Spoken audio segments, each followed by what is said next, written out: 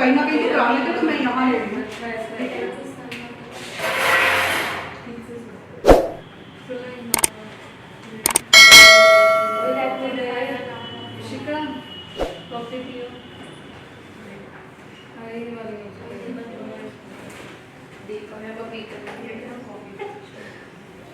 ये पहला चैप्टर आज का पहला टॉपिक ये करेंगे, शिक्षण सहायक सामग्री, टीचिंग मटेरियल एड्स।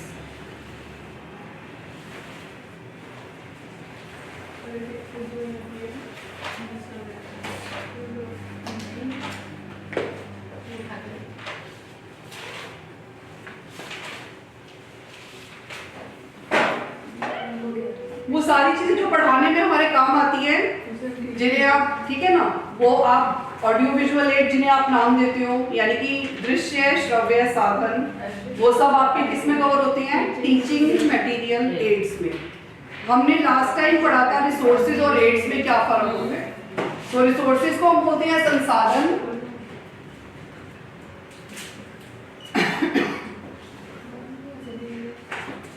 और एड्स को बोलते हैं सामग्री।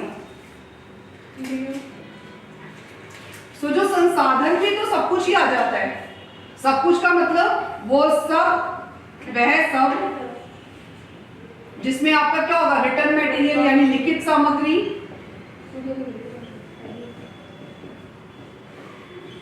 फिर आपका ऑडियो विजुअल एड्स यानी कि दृश्य, बेटा इधर देख लो अब जरा, श्रव्य संसाधन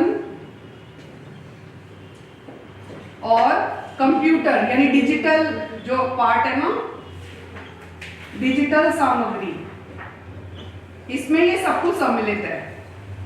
यह सब सम्मिलित है। ये होता है रिसोर्सेज। रिसोर्सेज में सब कुछ आ जाता है, रिटन मटेरियल भी आ जाता है, ऑडियो विजुअल एड्स भी आ जाता है, और डिजिटल का मतलब जैसे कंप्यूटर हो गया, स्मार्ट क्लासरूम्स हो गए, स्मार्ट बोर्ड्स हो गए, प्रोजेक्टर्स हो गए आपके, और इंटरनेट हो गया, यानी जिसमें कोई टेक्नोलॉजी का यूज करके आप कोई क्लास ले रहे हो तो वो आपका डिजिटल एरा हो जाता है। जैसे ई बुक्स हो गई, जो आप कंप्यूटर पे किताबें देखते हो, तो ये सब आपका पार्ट जो है वो डिजिटल सामग्री में कवर होता है। तो इसमें तो सब कुछ आ जाता है। लेकिन एड्स जो होती है ना, वो सिर्फ कौन सी होती है? एक दृश्य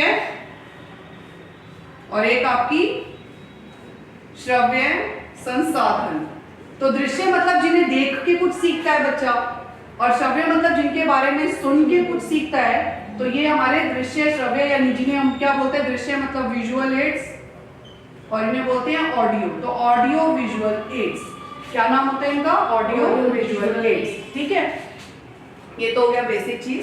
अब इसका मतलब ये होगा कि एड्स जो है ना, वो इसका एक पार्ट है। रिसोर्सेज ब्रॉडर टर्म है, जबकि जो एड्स है वो इसका एक पार्ट है, वो इसकी नैरोअर टर्म है। Is it clear? समझ आ गई वाली बात? अब आगे हम बात करते हैं मारिया मोंटेसरी ने इसके बारे में क्या बताया, क्योंकि हम ये टॉपिक पढ़ रहे हैं ना, हम इसकी बात करेंगे।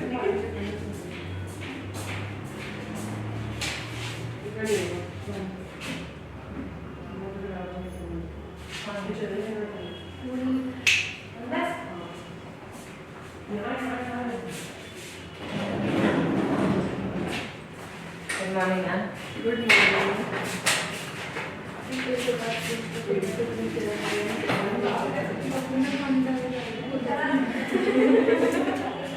किचन में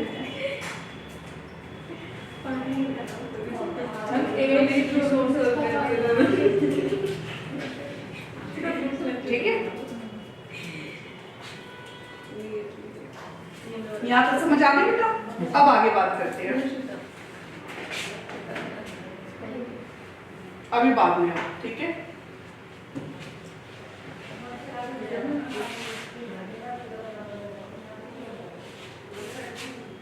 अब देखो, ये जो शिक्षण सहायक सामग्री है यानी कि ऑडियो विजुअल एड्स है, इसके बारे में मारिया मोंटेसरी ने क्या कहा है?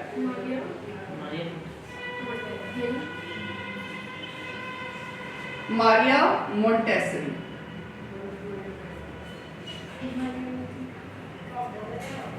मारिया मोंटेसरी ने क्या कहा है कि जिन चीजों को आप देख के सीखते हो वो शायद आप याद रख सकते हो, जिन चीजों को आप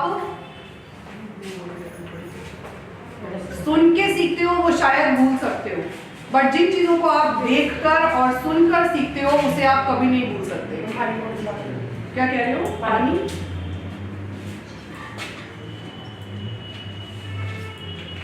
इंग्लिश में भी डिक्टेट कर दो। अभी मैं सारा बता दूं, एक बार सुनो। क्या हो गया? बॉटल हो गई पता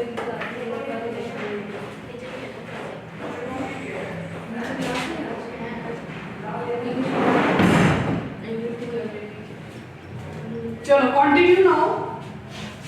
मारिया मोंटेसरी एक बार ऐसे सुन लो कि जिन चीजों को हम सिर्फ देखकर समझते हैं, शायद जैसे हम किसी का नाम अगर मान लो किसी ने बताया कि मेरा नाम रचना है और आप मुझसे एक बार मिले हो, तो आप क्या कहोगे जब सेकंड टाइम आप मिलोगे? तो आप कहोगे आपको कहीं देखा हुआ लग रहा है, लेकिन आपको नाम नहीं याद आ रहा होगा, वो आपने सुन के सीखा होता है। लेकिन जिस चीज को आप देख लेते हो ना उसे शायद आप याद रख सकते हो, लेकिन जिस चीज को हम सुन के सीखते हैं ना शायद उसे हम भूल जाते हैं। और जिस चीज को हम करके सीखते हैं, यानी सपोज मान लो आप मेरे साथ खेले कूदे और हमने एंजॉय किया, हमने साथ साथ टाइम बिताया, हम पिक्चर हॉल गए, हम मार्केट गए, हमने शॉपिंग करी, हम स्कूल में पढ़े, हमने बहुत सारा टाइम बिताया, तो आप उसे कभी भी भूल नहीं सकते। तो मारिया मोंटेसरी ने यही समझाया है कि ऑडियो विजुअल एड्स, पहला सवाल तो इस पे ये आता है कि ऑडियो विजुअल एड्स हम क्यों यूज कर रहे हैं? तो क्या ये आपकी विषय वस्तु को आसान बनाती है, यानी टीचिंग मटेरियल एड्स जो है वो आपकी उसको हेल्प करती है, उसको इम्पार्ट करने में मदद करती है, या फिर ये उसे इंटरेस्टिंग बनाती है? तो इन सभी में अगर पॉइंट आता है और एक चूज करना है तो ऑलवेज यू विल से इंटरेस्टिंग बनाती है। अगर सभी बिंदु ये वाले आए और हमें तो सभी ठीक लग रहे हैं ना, तो आपने इसमें से कौन सा चूज करना है ऑप्शन? इंटरेस्टिंग वाला, रुचिमय वाला। कि शिक्षण सहायक सामग्री से हमें क्या फायदा होता है कि ये क्लास को रुचिमय बनाता है, इंटरेस्टिंग बनाता है, सारे बच्चों को मजा आता है। मजा क्यों आता है कि जब वो वही चीज खाली देख के या सुन के सीख रहे होते हैं, जैसे बोर्ड पे लिखा उसमें देख लिया और या मैंने एक लेक्चर दिया तो आपने सुन लिया, इसकी बजाय मैं वो चीज आपको करके सिखा रही हूँ। करके सिखाने का मतलब जैसे लेमोनेड के बारे में अगर हमने नींबू पानी शिकंजी सब पीते हैं, तो मैंने वो चीज आपको बोला कि आप अपने आप ग्लास लो, सारे बच्चे अपना अपना ग्लास लेके आए हुए हैं, एक्टिविटी कर रहे हैं, उसमें चीनी डाल रहे हैं, नमक डाल रहे हैं, नींबू डाल रहे हैं और फिर उसे एंजॉय कर रहे हैं, तो वो कभी भी भूलेंगे नहीं। लेकिन जिस चीज को मैं थ्योरी में बता रही हूँ, 1 चम्मच चीनी डाल दी, आधा चम्मच नमक डाल दिया, या 1 चुटकी नमक डाला और नींबू डाला और पानी डाला और बन गया, तो वो शायद बच्चा भूल जाएगा कि कितनी चीनी डालनी है। जिसे अपने हाथ से डाला होगा तो याद रहेगा, लेकिन जो अपने हाथ से नहीं करेगा वो भूल जाएगा। तो ये चीज है कि इनका जो मेन काम होता है और इससे बच्चे को मजा भी आता है।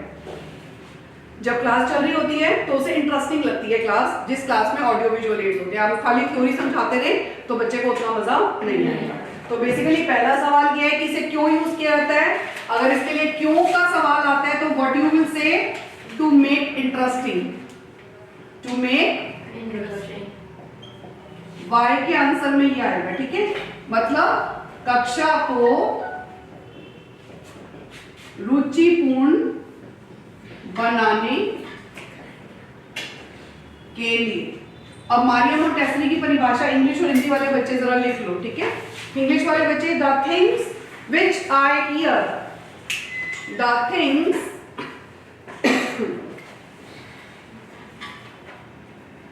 the things which I hear, I may forget,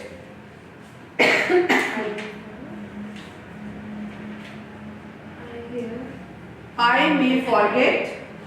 Next line, the things which I see, the things which I see, I may remember, the things which I see, I may remember. वे चीजें जिन्हें मैं सुनता हूं, वे चीजें जिन्हें मैं सुनता हूं भूल जाता हूं, जिन्हें मैं सुनता हूं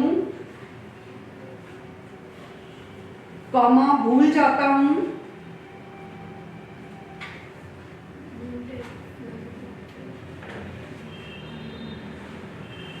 दूसरी लाइन में लिखो, वे चीजें जिन्हें मैं देखता हूं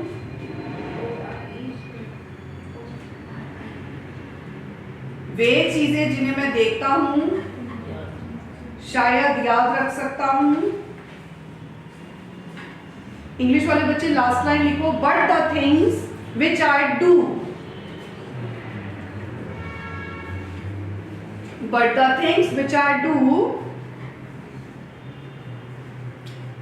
I cannot forget. But the things which I do, I cannot forget.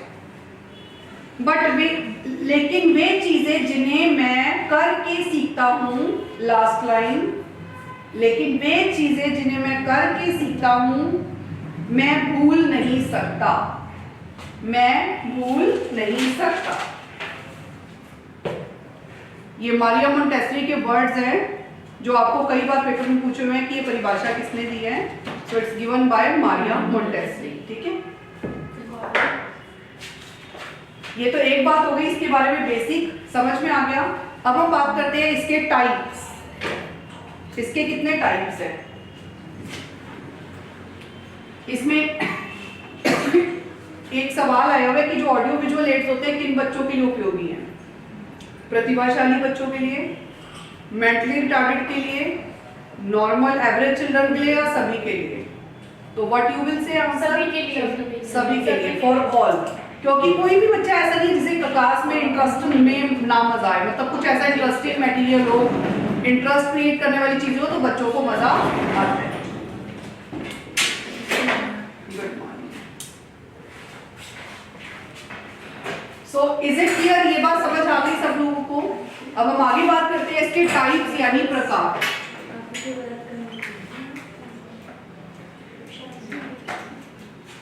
अभी तक मैंने इसके 3 क्वेश्चन बताए हैं जो पेपर में आए हैं ऑडियो विजुअल एड्स में। पहला क्वेश्चन कि इसका यूज किस लिए किया जाता है? वाई का answer to make the class interesting. समझ आ गया? दूसरा परिभाषा, जिन चीजों को मैं सुनता हूँ उन्हें मैं शायद भूल सकता हूँ, जिन चीजों को मैं देखता हूँ उन्हें शायद याद रख सकता हूँ, लेकिन जिन चीजों को मैं करके सीखता हूँ उन्हें मैं कभी भी भूल नहीं सकता। ये दूसरा क्वेश्चन किसने दी परिभाषा? मारिया मोंटेसरी ने दी। और तीसरा क्वेश्चन हमने किया है कि अगर हम ऑडियो विजुअल एड्स का यूज करते हैं तो ये किस तरह के बच्चों के लिए उपयोगी है? तो आप क्या आंसर देंगे? सभी के लिए। सभी के लिए उपयोगी है। कोई भी ऐसे स्पेशल चिल्ड्रन नहीं होते जिनको हम कहें कि इस कैटेगरी के लिए ये ज्यादा इंपॉर्टेंट है। No, it's important for all children. अब बात करते हैं टाइप्स, इसके प्रकार क्या क्या होते हैं। तो इसके प्रकारों में अगर हम बात करेंगे तो हम कुछ बेसिस पर बताते हैं। On the basis of senses, पहला आधार इसका कौन सा है? On the basis of senses. So senses मतलब इंद्रियों के आधार पर।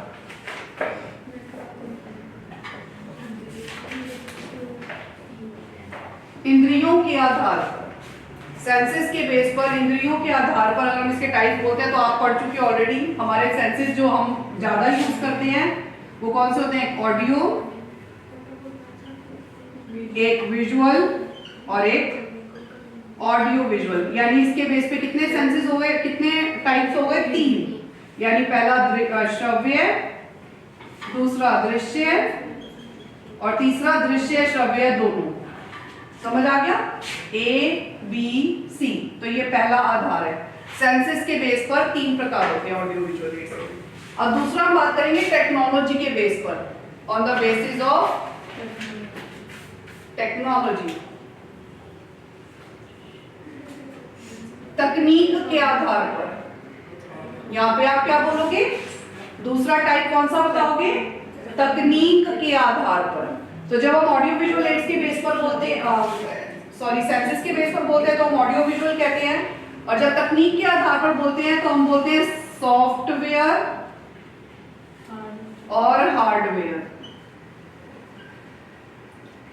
सॉफ्टवेयर और हार्डवेयर, जिसे हिंदी में बोलते हैं मृदुगामी और कठोर उपागम। इसे क्या बोलते हैं? मृदुगामी, और इसे बोलते हैं कठोर उपागम। मृदुगामी और कठोर उपागम। सो सॉफ्टवेयर का मतलब होता है कि जिसमें कोई भी टेक्नोलॉजी का यूज ना किया गया हो। टेक्नोलॉजी का मतलब एक जगह टेक्नोलॉजी यूज हो रही है और एक जगह टेक्नोलॉजी यूज नहीं हो रही। ये वो कंप्यूटर वाला सॉफ्टवेयर नहीं है। हम यहाँ पे जो टाइप बता रहे हैं, यहाँ पर इस टाइप का मतलब है कि जिसमें कोई टेक्नोलॉजी का यूज ना किया गया हो, और ये वो है जिसके अंदर किसी ना किसी टेक्नोलॉजी का यूज किया गया हो। जैसे उदाहरण के बेस पर अगर आप देखेंगे तो जैसे आपके बोर्ड हो गया, सिंपल बोर्ड हो गया, तो वो थैंक यू बेटा, सिंपल बोर्ड हो गया, सिंपल चार्ट हो गया, सिंपल किताब हो गई, ये सब किसमें आता है? और हार्डवेयर में क्या आएगा? कंप्यूटर हो गया, प्रोजेक्टर हो गया। इसका ये जो एग्जांपल है किसमें आ जाएगा? हार्डवेयर में, क्योंकि उसमें तकनीक यूज की गई है कोई ना कोई। तो जिसमें कोई तकनीक यूज की जाए, टेक्नोलॉजी यूज की जाए, वो हार्डवेयर, और जिसमें कोई टेक्निक यूज ना की जाए, जैसे सिंपल बोर्ड जो हम क्लासों में लेके आते हैं टीचर, सिंपल चार्ट जो टीचर क्लास में पढ़ाने के लिए लेके आते हैं, वो सब किसमें आता है? सॉफ्टवेयर में। समझ में आ गया दूसरा टाइप। तीसरा टाइप इसके बाद आया था प्रौद्योगिकी के आधार पर हो गया, तीसरा प्रक्षेपण के आधार पर। तीसरा टाइप इसमें कौन सा आ जाता है? On the basis of projector. ठीक है, तीसरा on the basis of projective techniques.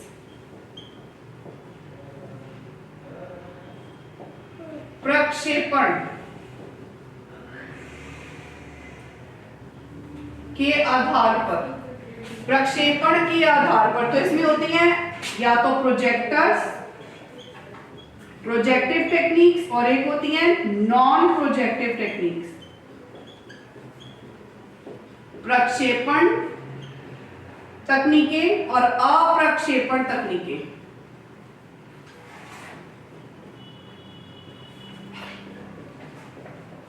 Projective techniques में आते हैं सारे प्रोजेक्टर्स, और जो प्रोजेक्टर के अलावा चीजें हैं वो सारी किसमें आ जाएंगी? नॉन प्रोजेक्टिव में। जैसे टीचर वो चीजों को बड़ा करने के लिए क्लास में प्रोजेक्टर लगाते हैं ना, वो सब किसमें आएगा? इसके अंदर आपका चाहे ओवरहेड प्रोजेक्टर हो, प्रोजेक्टर है, एलसीडी हो, प्रोजेक्टर है, तो ये सब जितने भी है ये सारे हमारे क्या हैं? प्रोजेक्टर्स। और लेकिन इसके अंदर क्या आता है? बाकी की अदर टेक्निक्स जो नॉन प्रोजेक्टिव है, जैसे स्लाइड्स हो गया, फिल्म स्लाइड्स आपके हो गए, चार्ट हो गए, बोर्ड हो गया, मगर बाकी सब चीजें जो है वो आपकी किसमें आ जाएंगी? नॉन प्रोजेक्टिव में। समझ आ गया? प्रोजेक्टिव में ऑल प्रोजेक्टर्स, बस एक चीज लिख सकते हो, जितने भी प्रोजेक्टर्स होते हैं वो प्रोजेक्टिव में आते हैं। इसमें चित्र, मॉडल, चार्ट, बोर्ड सब कुछ नॉन प्रोजेक्टिव में आता है। समझ आ गया? अगला टाइप हमारा आ जाता है इसमें, फोर्थ बेस आ जाता है इसके बाद एनसीईआरटी। एनसीईआरटी ये क्वेश्चन पेपर 2 में आया हुआ है कई बार। एनसीईआरटी के आधार पर ऑडियो विजुअल एड्स को कितने पार्ट्स में डिवाइड किया जाता है? सो ऑडियो विजुअल एड्स को एनसीईआरटी के बेस पर इन्होंने कितने पार्ट्स में डिवाइड किया है? 6 पार्ट्स में। कितने पार्ट्स में डिवाइड किया है बेटा? 6 इसके प्रकार बताए हैं। तो 6 प्रकार में पहला देखो कौन सा बताया बेटा? ग्राफिक्स। इंग्लिश में भी ग्राफिक्स और हिंदी में भी ग्राफिक्स। पहला जो टाइप है वो कौन सा है? ग्राफिक सामग्री। ठीक है, मतलब ग्राफिक मटेरियल। तो ग्राफिक मटेरियल में क्या जाता है? सारा जिसमें चित्रों के माध्यम से कोई चीज सिखाई जाती है। क्या होता है ये वाला? By using the pictures. If something is taught by using the pictures, वो ग्राफिक मटेरियल होता है। जैसे आपके मैगजीन्स, कॉमिक बुक्स, इसमें एग्जांपल लिख लेना, उससे आपको डेफिनेशन हमेशा याद रहेगी। इसका एग्जांपल क्या दे सकते हो? कॉमिक्स होती है ना बच्चों की, छोटे बच्चों की कॉमिक्स बुक्स होती है, मैगजीन्स होती हैं, ये सब इसमें आ जाते हैं। ठीक है, कार्टून पिक्चर्स होती हैं। कार्टून पिक्चर्स क्या होती है? जो एनिमेशन से जुड़ी हुई है। तो ये सब चीजें किसमें आती हैं? ग्राफिक मटेरियल्स में। दूसरा इन्होंने बताया बेटा डिस्प्ले मटेरियल। दूसरा टाइप क्या बताया? डिस्प्ले मटेरियल, प्रदर्शन सामग्री। इसे क्या बोलते हैं? प्रदर्शन सामग्री, जिसे दिखाकर हम कुछ समझाएं। तो किस किस चीज में दिखा के कुछ समझाया जाता है? श्यामपट्ट बोर्ड में, और किसमें दिखा के समझाया जाता है? चार्ट में दिखा के समझाया जाता है, मॉडल में दिखा के समझाया जाता है। ये सब किसमें आ जाता है? डिस्प्ले मटेरियल में आ जाता है। समझ आ गया? इन्होंने ना एक चीज और, मॉडल 3D शेप में होता है ना, मॉडल को इसमें नहीं लिया इन्होंने, उसकी कैटेगरी अलग बनाई हुई है। ठीक है, आप इसमें बुलेटिन बोर्ड ले लेना, बोर्ड कोई भी तरह का हो, जैसे स्कूल में नोटिस बोर्ड भी होता है, बुलेटिन बोर्ड भी होता है, तो वो सब चीजें आपकी इसी में कवर हो जाती है। ठीक है, डिस्प्ले मटेरियल। इसके बाद आता है आपका ऑडियो एड्स। इसके बाद क्या आ जाता है हमारा? मैम थोड़ा साइड में लिख लो पोडियम के। हाँ ठीक है, मेरे को लग ही रहा था कि दिखाई नहीं देगा, पर मैं वर्ड लिख दूंगी। ऑडियो एड्स, तीसरा इसमें कौन सा टाइप आ जाता है? ऑडियो, श्रव्य संसाधन। तो श्रव्य में तो सारे ऑडियो एड्स आ जाते हैं। सुनने वाले कौन से होते हैं? जैसे कि एफएम, रेडियो, टेप रिकॉर्डर, समझते हो ना ये सारी चीजें? ठीक है, ये सब चीजें किसमें आती हैं? ऑडियो एड्स में। आपका इसके अलावा एक और चीज सबसे इंपॉर्टेंट, वैसे हम पढ़ेंगे इनके बारे में क्योंकि ये चैप्टर है ही उन पे, लिंगुआ फोन,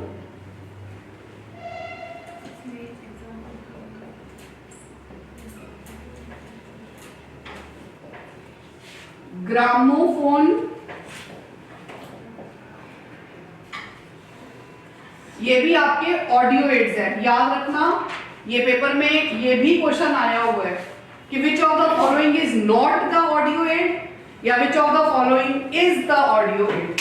तो बच्चे ज्यादातर इसमें कंफ्यूज हो जाते हैं। तो लिंगुआ फोन और ऑडियो फोन दोनों कानों पे लगाए जाते हैं, ग्रामोफोन, और ये सुनने वाले संसाधन होते हैं। ठीक है, इनमें कोई पिक्चर दिखाई नहीं देती है, इनमें सिर्फ रिकॉर्डिंग होती है जिसको आप बार बार सुन सकते हो। तो these two are audio aids, not the visual aids. Is it clear? तो ये तीसरी कैटेगरी हो गई। चौथी कैटेगरी में आते हैं 3D teaching ads. 3D teaching ads जिसे हम बोलते हैं त्रिआयामी शिक्षण सामग्री। क्या बोलते हैं बेटा इसे? त्रिआयामी शिक्षण सामग्री। तो ये जो त्रिआयामी शिक्षण सामग्री है, 3D एड्स हैं, ये क्या हो जाते हैं हमारे? इसमें आ जाते हैं वो सारे जिनके साथ लेंथ, ब्रेथ और हाइट होती है। तो आपके मॉडल्स इसमें क्या आएगा? सारे वो जो मैंने हेडिंग वहां बताई थी ना, मॉडल इसमें आते हैं। जैसे रेलगाड़ी का मॉडल ले आए, कोई जानवर बताना है तो जानवर छोटे छोटे लेकर आ गए, ताजमहल सिखाना, ताजमहल छोटा सा लेकर आ गए। तो कोई भी चीज का जो मॉडल है वो सब आपके किसमें आ जाते हैं? 3D टीचिंग एड्स में आ जाते हैं। फिर आ जाता है प्रक्षेपण सामग्री यानी प्रोजेक्टिव मटेरियल। इसमें इन्होंने कौन सी कैटेगरी दी है? ये सबने बड़ा इंपॉर्टेंट बताया है। प्रोजेक्टिव मटेरियल ना लेटेस्ट क्लासरूम में बहुत ज्यादा इंपॉर्टेंट माना जाने लगा है। प्रोजेक्टिव मतलब वही प्रक्षेपण सामग्री, जिसका मतलब क्या होता है? जिसमें प्रोजेक्टर्स का यूज किया जाता है। तो इसमें क्या आएंगे? LCD आ जाएगा, प्रोजेक्टर्स आ जाएंगे, जैसे आपका इसमें ये आपके एपीस्कोप होता है, अभी इनके बारे में भी बात कर लेंगे थोड़ा सा। डायस्कोप होता है, एपीडायस्कोप भी होता है कंबाइंड इनका। फिर आपका OHP होता है एग्जाम्पल। ये सारे एग्जाम्पल्स जो है ना इन्हीं के हैं ऑडियो विजुअल एड्स में, जो आपका प्रोजेक्टिव मटेरियल होता है। Is it clear? और एक बात और बता दूं, जैसे ये सिर्फ ऑडियो एड है ना, लिंगुआ फोन और ग्रामोफोन, अगर कोई तुमसे पूछ ले प्रोजेक्टिव मटेरियल क्या होता है, ये किस में आता है? सो ऑलवेज बता सकते हैं किस में आता है? ये ऑडियो एड में आएगा, विजुअल में आएगा या बोथ में आएगा? विजुअल। ये ओनली विजुअल है, ये ओनली क्या है?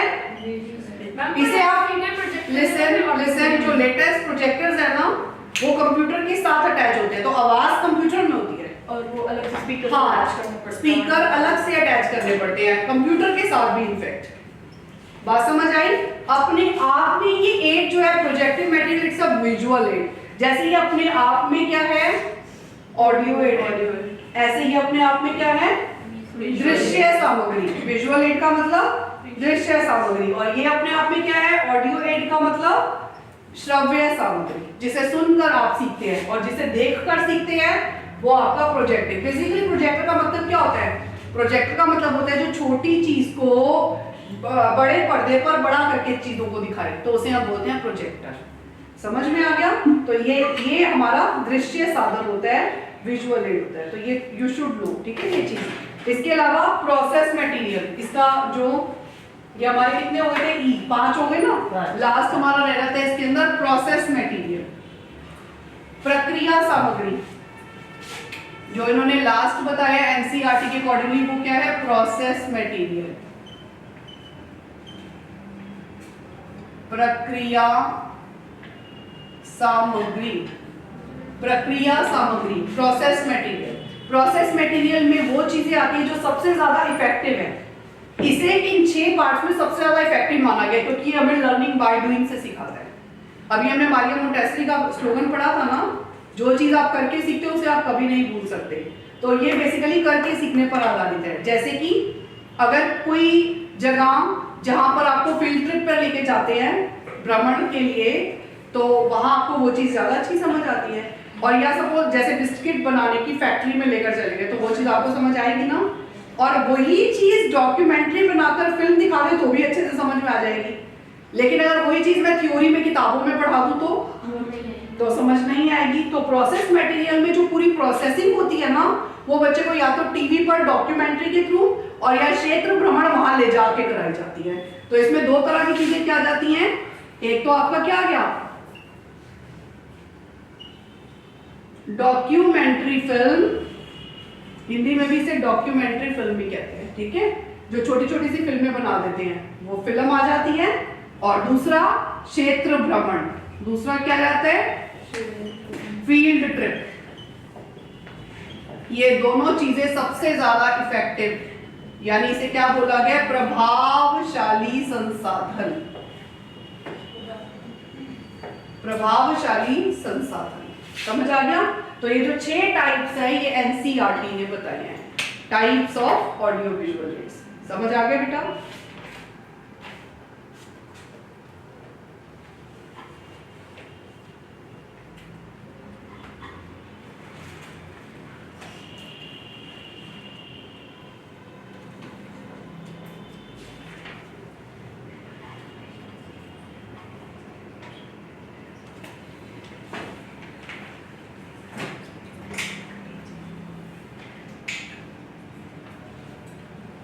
किसी को यहाँ तक कोई क्वेरी तो नहीं है ना, समझ आ गया ना। अब नेक्स्ट हेडिंग हम डालेंगे कोन ऑफ एक्सपीरियंस, अनुभव शंकु। अब अगली नई हेडिंग क्या डालोगे, अनुभव शंकु। किसे कहा गया,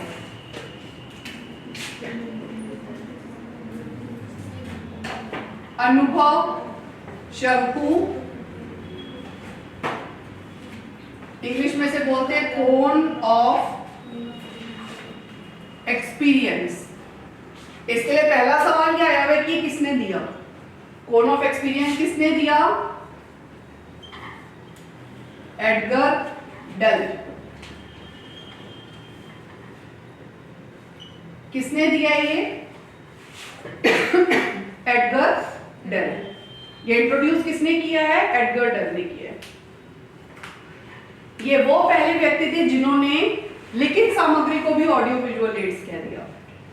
जो क्लास में बोर्ड यूज करते हैं ना, वो भी तो लिखित में आ जाता है, उसको भी इन्होंने क्या कह दिया, ऑडियो विजुअल एड। तो इन्होंने कोन ऑफ एक्सपीरियंस शो किया था इस तरह का। वो डायग्राम बस बना लो, एक्सप्लेनेशन की जरूरत नहीं है।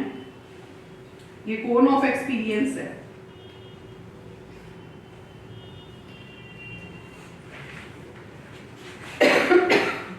कोन ऑफ एक्सपीरियंस है ये वाला आपका। कोन ऑफ एक्सपीरियंस के अंदर इन्होंने जो है ना, मतलब इस तरह से कैटेगरी दी है कि जैसे सबसे कम इंपॉर्टेंट, उससे ज्यादा इंपॉर्टेंट, उससे ज्यादा इंपॉर्टेंट और सबसे ज्यादा इंपॉर्टेंट। तो इस तरह से इन्होंने जो है 4 कैटेगरीज में इसको डिवाइड किया हुआ है।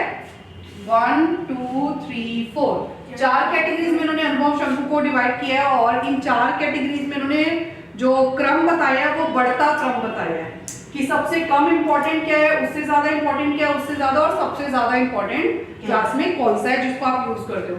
तो पहली जो कैटेगरी है बेटा वो क्या है, लिखित सामग्री, रिटन मटेरियल। फर्स्ट कैटेगरी में हेडिंग लिखते जाओ फटाफट से। इसमें लिखित सामग्री को भी बोला और जो आपका मौखिक होता है उसे भी बोला है, यानी कि ओरल, मौखिक सामग्री। इसमें लिखित और मौखिक सामग्री आती है, यानी written and oral material. English में से क्या लिखोगे, रिटन एंड, इंग्लिश वाले लिख लोगे ना, रिटन एंड ओरल मटेरियल। ये सबसे पहला है। इसमें क्या होता है, सभी शब्द। तो जो पहले व्यक्ति थे एडगर डेल, जिसने कि शब्दों को भी ऑडियो विजुअल एड्स का नाम दे दिया, तो वो कौन थे, एडगर डेल। याद रहेगी ये बात ना, पहले व्यक्ति जिसने लिखित सामग्री को भी ऑडियो विजुअल एड्स की कैटेगरी में लाकर रख दिया, तो वो कौन है? Edward Dale. समझ आ गया? ये सबसे कम। उसके बाद ये जो आपकी कैटेगरी है रिटन और ओरल मटेरियल वाली, इसको आपको प्रेजेंटेशन मटेरियल भी कह सकते हो। इसे हम क्या बोल सकते हैं? प्रस्तुतिकरण सामग्री। इसे हम और क्या बोलते हैं बेटा? प्रस्तुतिकरण सामग्री। ये पहली कैटेगरी है, प्रस्तुतिकरण सामग्री। समझ आ गया? दूसरी कैटेगरी उन्होंने लिखी है प्रदर्शन। प्रदर्शन का मतलब क्या होता है? कि जिसको आपको कुछ दूसरों के आगे प्रदर्शित करना, रिप्रेजेंट करना। सो दूसरी कैटेगरी इन्होंने कौन सी दी हुई है बेटा? प्रदर्शन सामग्री। सो प्रदर्शन सामग्री में वो रिप्रेजेंटेशन मटेरियल। रिप्रेजेंटेशन मटेरियल में आपका क्या आ जाता है? जिसका यूज हम प्रेजेंट करने के लिए चीजों को करते हैं। इसमें क्या क्या आएगा? Black board. क्या आएगा? ब्लैक बोर्ड पर हम चीजों को प्रेजेंट करते हैं ना, श्यामपट। और क्या आ जाता है इसके अंदर? चार्ट। और क्या आ जाता है? पिक्चर्स। ये सब चीजें आप किसमें करते हो यूज? जिनका यूज आप चीजों को दिखाने के लिए करते हो। इनफैक्ट आपके मैप भी इसी में आ जाते हैं, आपके मॉडल्स भी इसमें आ जाते हैं, क्योंकि मॉडल्स को भी तो हम देख के ही सीखते हैं। ये सारा आपका किसमें आ जाता है? प्रदर्शन सामग्री में। ये सारा हमारा किसमें आ जाता है? प्रदर्शन सामग्री। समझ आ गया? तीसरी कैटेगरी में इन्होंने रखा प्रक्षेपण सामग्री को, क्योंकि प्रोजेक्टिव मटेरियल को तो आप ना कहीं छोड़ ही नहीं सकते। लेटेस्ट जितने भी क्लासरूम्स है ना, उनमें सब में प्रोजेक्टर सबसे इंपॉर्टेंट माना गया है। स्मार्ट क्लासरूम टेक्निक का यूज करना, तो इसको भी ऑडियो विजुअल एड्स की कैटेगरी में बड़ा इंपॉर्टेंट आजकल मानते हैं। तो देखो बढ़ते क्रम में अगर हम देखें तो ये आगे वाले लेवल पर ही है। ठीक है, तो प्रोजेक्टिव मटेरियल का मतलब क्या हो गया? प्रक्षेपण सामग्री। अब देखो ये जो प्रोजेक्टिव मटेरियल है हमारा, यानी प्रक्षेपण सामग्री है, यह भी हमारा किस में आ जाता है? ऑडियो विजुअल एड्स में आ जाता है। तो अब हमारा ये जो प्रक्षेपण, और ये कौन सा एड है? अभी हमने डिस्कस किया था, विजुअल एड है। कौन सा एड है? विजुअल। अब इसमें सारे क्या आ जाएंगे? All projectors. और प्रोजेक्टर के एग्जांपल मैं तुम्हें अभी सारे बता चुकी हूँ। प्रक्षेपण सामग्री क्या है ना? एलसीडी, ओएचपी, कितने सारे एपीस्कोप, डायस्कोप, वो सब किस में आ जाते हैं? हमारे प्रोजेक्टर में। और लास्ट कैटेगरी जो मैंने बताई है बेटा, वो कौन सी बताई है? प्रत्यक्ष अनुभव सामग्री। जो आखिरी कैटेगरी बताई है वो क्या बताई है? प्रत्यक्ष अनुभव। इसे इंग्लिश में बोला गया डायरेक्ट एक्सपीरियंस मटेरियल। क्या बोला गया इसे? Direct experience material. So direct experience का मतलब क्या होता है? कि वो सब जो आपको प्रत्यक्ष अनुभव देते हैं, जैसे फिल्म, फील्ड ट्रिप, इसमें वो सब जो क्लोज एक्सपीरियंस देते हैं, इसमें क्या आएगा? ये सब आप ऐसे कर दो। तो फील्ड ट्रिप और डॉक्यूमेंट्री, फिल्म दिखाना कोई बच्चे को, ये सब चीजें किसमें आ जाती है? क्षेत्र भ्रमण जिसे हम बोलते हैं। तो ये सब चीजें आपको डायरेक्ट एक्सपीरियंस देती हैं। तो ये हमारा जो है ना, इसकी शेप कैसी है आप बता सकते हो? कोन, यानी कि शंकु की है, इसीलिए इसे क्या बोला गया? एक्सपीरियंस कोन कहा गया है।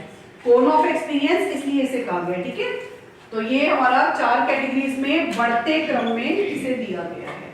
ये कौन सा क्रम है? इंक्रीजिंग ऑर्डर, बढ़ता क्रम। ठीक है, ये कम इंपॉर्टेंट, ये उससे ज्यादा इंपॉर्टेंट, ये उससे ज्यादा इंपॉर्टेंट, और ये सबसे ज्यादा इंपॉर्टेंट।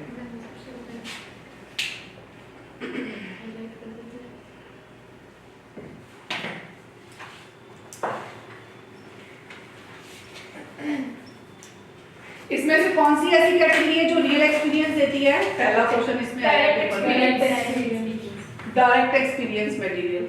और वो व्यक्ति कौन थे जिन्होंने शब्दों को भी ऑडियो विजुअल एड्स का नाम दे दिया? Edgar del.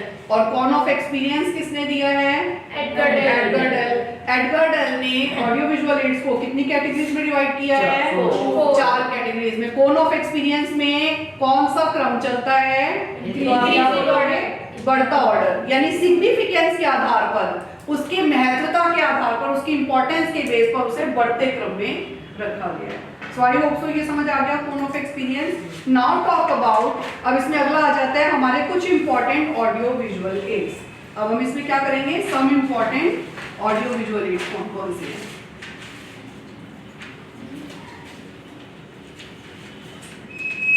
फर्स्ट कैटेगरीज में हम बात करेंगे ब्लैक बोर्ड। सबसे इंपॉर्टेंट जो सबसे पुराने समय से चला आ रहा है वो कौन सा है बेटा, ब्लैक बोर्ड।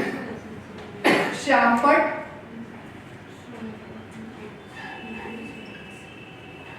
Black board. इसके लिए 3 बातें। पहला, ये किस तरह का एड है बेटा, पहला क्वेश्चन विजुअल एड है, दृश्य सामग्री, पहला सवाल, ठीक है। अगर एनसीईआरटी के अकॉर्डिंगली इसे कैटेगराइज करें, ये सवाल पूछा जाता है। विजुअल एड तो सबको पता है। एनसीईआरटी के अकॉर्डिंगली अगर इसका टाइप पूछा जाए तो ये किसमें आएगा, हमने पढ़ा था ना प्रदर्शन सामग्री यानी डिस्प्ले मटेरियल, तो ये किसमें आता है,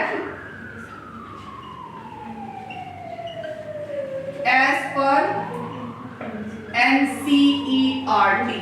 तो एनसीईआरटी के अकॉर्डिंगली किस कैटेगरी में आएगा, डिस्प्ले मटेरियल यानी प्रदर्शन सामग्री में आएगा। अगर तुमसे पूछा जाए सबसे पुराना ट्रेडिशनल मटेरियल कौन सा है, तो तब भी तुम क्या बोलोगे, ब्लैक बोर्ड। ट्रेडिशनल का मतलब क्या होता है, प्राचीन, क्या बोलते हैं इसे, प्राचीन शिक्षण सहायक सामग्री। तब भी किसका नाम आता है, ब्लैक बोर्ड का। इसमें 3 चीजें आती हैं वैसे, ट्रेडिशनल मटेरियल में 3 चीजें हैं, तो ब्लैक बोर्ड, चार्ट, मॉडल्स, ये 3 चीजें सबसे पुराने मटेरियल में आती हैं। प्रदर्शन, सॉरी क्या कहेंगे, दृश्य सामग्री बेटा, ठीक है, दृश्य सामग्री। ये पहला पॉइंट समझ आ गई, 3 पॉइंट समझ आ गए सबको, 3 समझ आ गए ये वाले। पहला इसे हम क्या बोलते हैं, श्यामपट को दृश्य सामग्री। दूसरा क्या बोलते हैं, एज पर एनसीईआरटी प्रदर्शन सामग्री। तीसरा क्या बोलते हैं इसे, प्राचीन, पुराना, ट्रेडिशनल है, शिक्षण सहायक, जो पुराने समय से चला रहा है। जब टीचरों ने कुछ नहीं देखा था तो भी क्लास में क्या होता था, ब्लैक बोर्ड होता था। Is it clear. और इसके अलावा एक और चीज इसके लिए यूज की जाती है, शिक्षक का परम मित्र यानी बेस्ट फ्रेंड फॉर टीचर्स। किसको कहा गया है, तो भी आप क्या बोलोगे, श्यामपट को कहा गया। ये 4 बातें हमेशा याद रखनी है। अब जो है ना, पहली बार कौन व्यक्ति थे जिन्होंने इसे इंट्रोड्यूस किया, तो you should know the name, William James. जिन्होंने पहला बोर्ड बनाया वो कौन थे, विलियम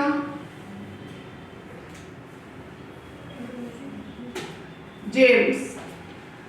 विलियम जेम्स पहले व्यक्ति जिन्होंने बोर्ड को इंट्रोड्यूस किया, क्लास में सोचा कि ऐसा कुछ होना चाहिए रिटर्न, तो दिखाने के लिए पूरी क्लास को, ताकि सबको नजर आए। वो कौन थे, विलियम जेम्स थे। अब इसमें जब हम लिखते हैं ना, ऐसे पेन पकड़ के या चौक पकड़ के, तो एक एंगल बनता है। वो एंगल कितना होना चाहिए, कोण 45 डिग्री का। कितना होना चाहिए, आपको मालूम है ये 90 डिग्री है। अगर आप पेन को ऐसे पकड़ के करो, क्योंकि ये एक लाइन और ये तुम्हारी दूसरी लाइन दिख रही है, ये कितने डिग्री का एंगल है, लेकिन हम ऐसे नहीं लिखते। हम कैसे लिखते हैं, इसके बीच में हम ऐसे लिखते, हमारा ये जो था ना इसके बीच में आ गया ना, सो इट्स अ 45 डिग्री। तो हम जब लिखते समय बोर्ड पर एंगल बनाएं तो वो कितने डिग्री का बनना चाहिए, 45 डिग्री का। पेन और बोर्ड के बीच की जो दूरी होती है 45 डिग्री के एंगल पे होनी चाहिए। एक बात समझ आती है ये।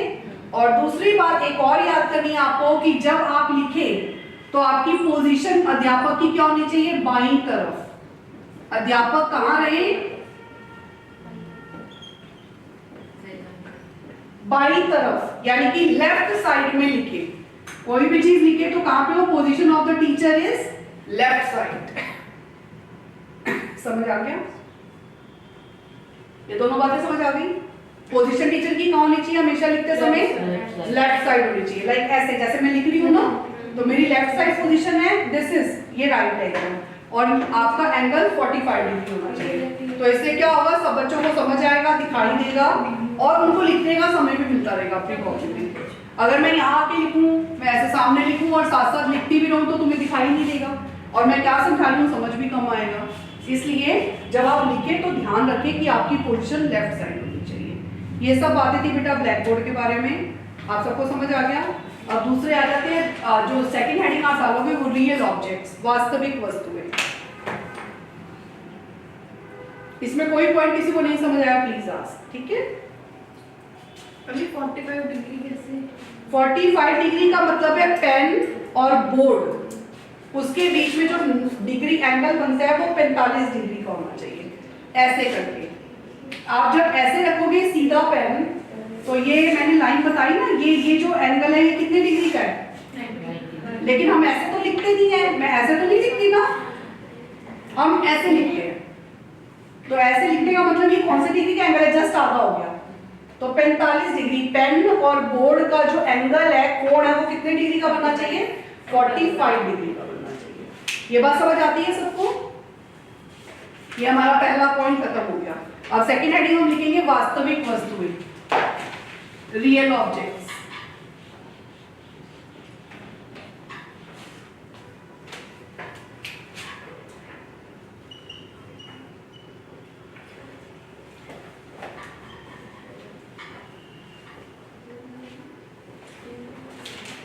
रियल ऑब्जेक्ट्स, वास्तविक वस्तुएं। वास्तविक वस्तुओं में बेटा वो सारी चीजें आती हैं जो आप क्लास में पढ़ाने के लिए रियल थिंग्स का यूज करते हो। तो रियल थिंग्स का मतलब क्या हो गया कि वास्तविक वस्तुएं क्या हो गई।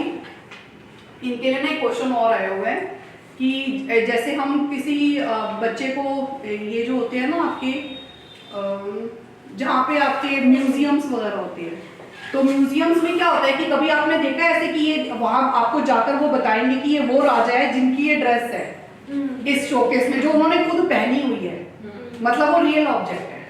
ये उनके बर्तन है जो वो खुद इसमें रानियां खाना खाती थी, उनके डमीज नहीं है, वो रियल वस्तुएं हैं। अच्छा, ये ज्वेलरी है जो उस रानी ने पहनी थी, मतलब ये रियल चीजें हैं, ये उनका डमी नहीं है।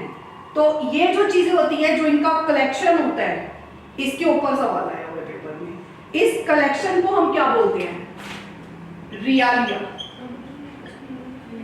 रियालिया हिंदी और इंग्लिश दोनों में से क्या बोलते हैं बेटा, रियालिया क्या होता है ये तुम्हें पता होना चाहिए। तो रियालिया क्या होता है, वास्तविक वस्तुएं। लेकिन ये वो वास्तविक वस्तुएं जो आप म्यूजियम्स में देखने जाते हो।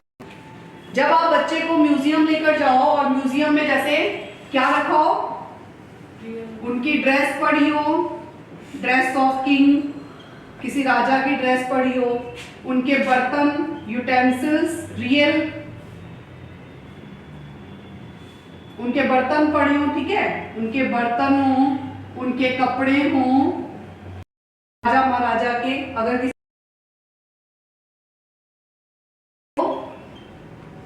ठीक है, मतलब ज्वेलरी मतलब उनका पहनने वाला, ठीक है, सामान जो है।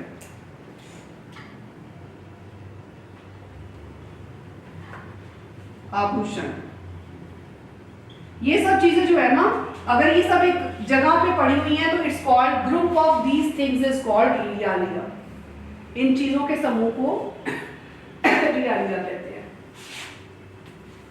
सो वास्तविक वस्तुएं प्रथम महत्व की होती हैं। जैसे अगर हम मैथ्स की क्लास की बात करें, तो अगर बच्चे को लेबोरेटरी लेकर जाओ और वहां पे हम वेट पढ़ाना है, तो आप अलग अलग तरह के वेट्स दिखा रहे हो, दिखाते हैं ना लेबोरेटरी के अंदर, प्रयोगशाला में आप वेट दिखा रहे हो, कॉइन्स दिखा रहे हो। कॉइन्स क्या होते हैं, सिक्के, रियल कॉइन्स दिखा रहे हो, रियल नोट दिखा रहे हो। जो चेक बुक है, पासबुक है, होती है ना, तराजू देखा है, बैलेंस जिसे आप बोलते हो, ये सब चीजें क्या हैं, रियल ऑब्जेक्ट्स में आती हैं। लेकिन रियालिया होता है किसी एक पर्टिकुलर समूह से संबंधित उनकी चीजें, जैसे एक पर्टिकुलर राजा, एक पर्टिकुलर जो मोहनजोदाड़ो का समय था, तो वहां उस समय की सारी चीजें अगर वो कहीं ग्रुप में पड़ी हैं, रियल थिंग्स हैं, तो वो रियालिया में आएगा। इज इट क्लियर, समझ आ गया सबको। ये हमारा रियल ऑब्जेक्ट्स है। अगर आप इनके द्वारा अध्यापिका टीचर कुछ पढ़ा रही है तो इसे हम क्या बोलेंगे, रियल ऑब्जेक्ट्स। इनका भी महत्व बहुत ज्यादा है क्लासरूम में। ये दूसरा पॉइंट समझ आ गया, रियल ऑब्जेक्ट्स वास्तविक वस्तुएं। इनके नाम हिंदी में बता दूं, भार, कॉइन सिक्के,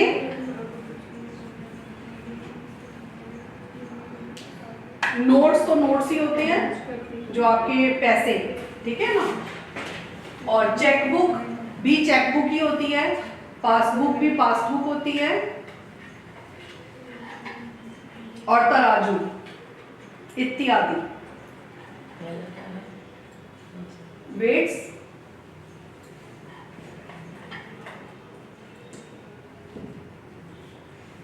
ये सब इसके एग्जाम्पल्स उदाहरण में दे सकते हो आप, ठीक है। ये सब रियल ऑब्जेक्ट्स। अब आ जाते हैं, पहला हमने क्या पढ़ा बेटा, पहला सबसे क्या पढ़ा, ब्लैक बोर्ड। दूसरा क्या पढ़ा, रियल ऑब्जेक्ट। Real object. अब थर्ड नंबर पे आ जाते हैं मॉडल्स। थर्ड नंबर पे क्या आ जाते हैं, मॉडल। मॉडल के लिए पहली बात ये विजुअल एड है। क्या है ये हमारा, दृश्य सामग्री। क्योंकि जितने भी मॉडल हैं उनको आप कैसे देखते हो, देख कर सीखते हो, मॉडल का मतलब। और इनकी शेप कैसी होती है बेटा, 3D शेप होती है, यानी कि त्रिविमीय आकृतियां। त्रिविमीय आकृतियां कौन नहीं समझता,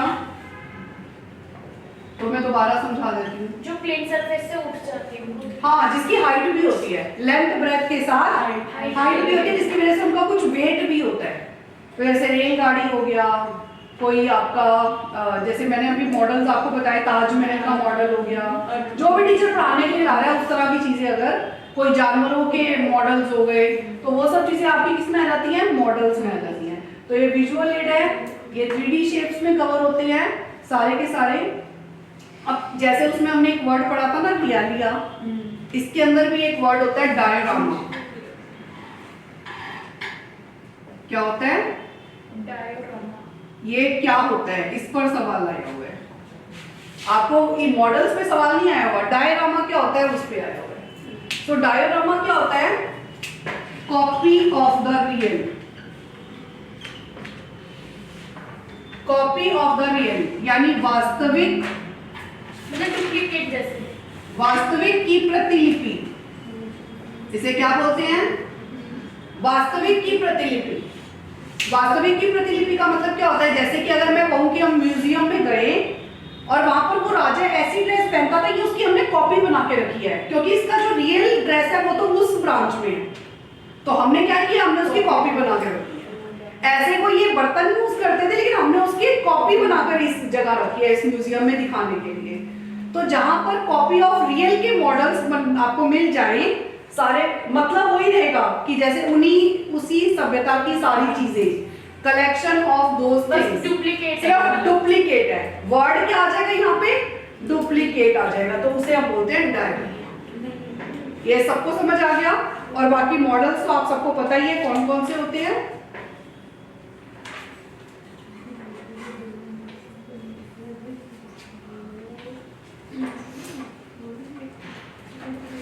अब इसमें सवाल पता है क्या आता है बेटा, मॉडल का यूज कब किया जाए, व्हेन टू यूज मॉडल्स।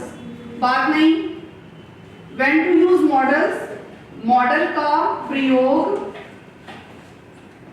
कब करें, कब करें, मॉडल कब यूज किए जाते हैं, when real object is not available. When real object is not available, जब हमें पता है कि वो चीज आ ही नहीं सकती।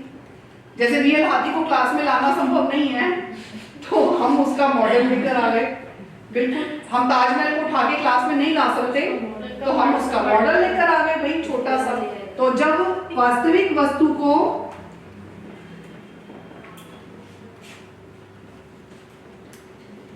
लाना संभव ना हो, और दूसरा when it is not available, when real object is not available, जब वास्तविक वस्तु उपलब्ध ना हो, जब वास्तविक वस्तु, फर्स्ट पॉइंट भी तो यही वहां है अवेलेबल है लेकिन ला नहीं पा रहे। अब अवेलेबल ही नहीं है का मतलब क्या हो गया? डायनासोर अवेलेबल ही नहीं है, क्लास में कैसे ले आओगे? तो कोई चीज जो अवेलेबल ही नहीं है तो कैसे ला सकते हो उसको? तो ऐसी कोई चीज जो अवेलेबल नहीं है तो उसके लिए हम उनके डमीज यूज कर सकते हैं, मॉडल्स। क्लियर? जब उस चीज को लाना संभव ना हो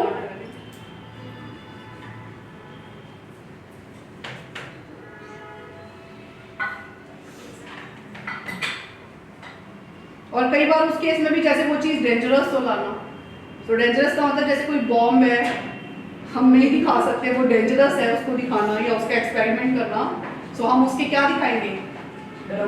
कॉपी, है ना? तो वहां पे भी मॉडल्स यूज होते हैं।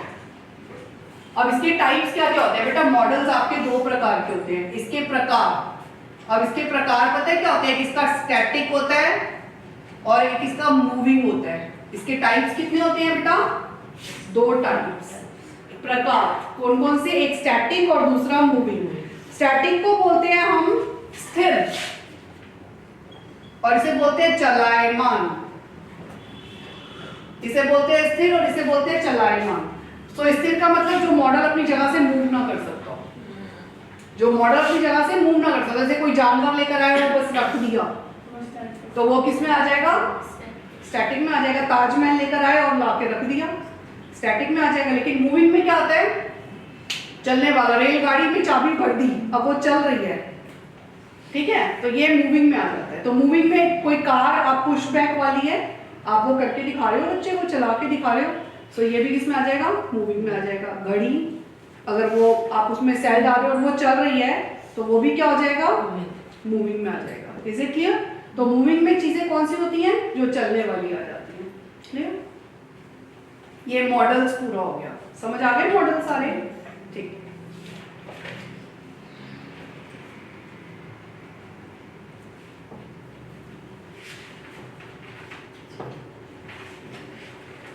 अब आ जाते हैं फिल्म स्ट्रिप्स। अगला क्या आ जाता है? ये नोट कर दूं क्या मैं? अगला नेक्स्ट आ जाता है 4th नंबर पे फिल्म स्ट्रिप। क्या होती है?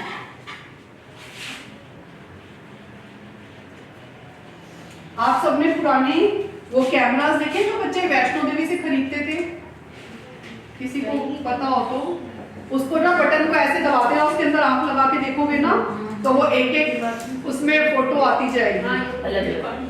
देखी हुई है? और अभी भी कभी देखोगे ना तो ऐसी किसी जगह पे, छोटी जगह पे चले जाओ ना तो वो एक वो लेके चलते हैं, बड़ा सा होता है, उसके अंदर गोल सा ऐसे बना होता है और जिसके अंदर आप ऐसे करके देखते हो और वो ऊपर से स्लाइड को घुमाते जाते हैं और उसमें और गाने बजते रहते हैं और आप अंदर देखोगे तो फोटो में आगे आगे जा रही है। It's an example of film strip. ये किसका एग्जांपल होता है? तो आपको इसमें तो 3 बातें याद करनी है। एक तो ये कि ये कौन सा एड है बेटा? हिंदी में भी फिल्म स्ट्रिप्स, ये ट के नीचे रहा है। फिल्म स्ट्रिप्स ये विजुअल एड है। पहला तो दृश्य सामग्री। पहला बिंदु इसके लिए क्या याद करोगे आप लोग? It's a visual add. ये कौन सी सामग्री है? दृश्य सामग्री है। ऑडियो नहीं होता, हम गाना लगाते हैं अलग से लगाते हैं, ये अपने आप में विजुअल एड है। Is it clear? और इसके अंदर क्या होता है? पट्टी चलती है, पट्टिकाएं होती है, चित्र पट्टिकाएं। ये कैसे चलती है? चित्र पट्टिकाएं का मतलब होता है पिक्चर स्लाइड्स। इसमें क्या मूव होती है बेटा? पिक्चर स्लाइड्स मूव होती हैं एक एक एक एक एक एक करके। और ये पिक्चर्स कैसे होते हैं वो भी देख लो। Static pictures. कैसी पिक्चर्स होती हैं? ये तीसरी बात ये याद करनी है। स्थिर चित्र जो मूव नहीं होते हैं अंदर। जैसे अगर हाथी की फोटो है तो वो फोटो है, हाथी चलता हुआ नहीं दिख रहा, तो स्टैटिक पिक्चर्स होती है। ये आपका फिल्म स्ट्रिप के बारे में समझ आ गया? अब बात करेंगे फ्लैनल बोर्ड और नोटिस बोर्ड और बुलेटिन बोर्ड। ये तीनों में क्या डिफरेंस होता है? ठीक है, ये फिल्म स्ट्रिप समझ आ गया सबको? अगली हेडिंग हमने क्या डालनी है? फ्लैनल बोर्ड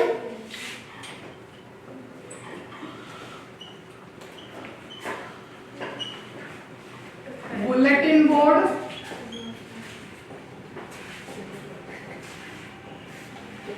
और तीसरा नोटिस बोर्ड। नोटिस बोर्ड, तीनों चीजों के बारे में डिस्कस करेंगे। सो आपका जो फ्लैनल बोर्ड है वो क्या होता है? किसने फ्लैनल और बुलेटिन बोर्ड का कोई डिफरेंस बता सकते हैं? ये सब चीजें बेटे आपको आगे चल के यूज करनी है क्लासरूम्स में, तो आपको देखते ही पता होना चाहिए कि कौन सी चीज क्या है। फ्लैनल बोर्ड क्या होता है, किसने देखा हुआ है? बुलेटिन बोर्ड देखा सबने हुआ है। जब मैं पूछूंगी ना, जब मैं बताऊंगी एग्जाम्पल, तो आप सब कहोगे नहीं है तो हमने देखा हुआ है।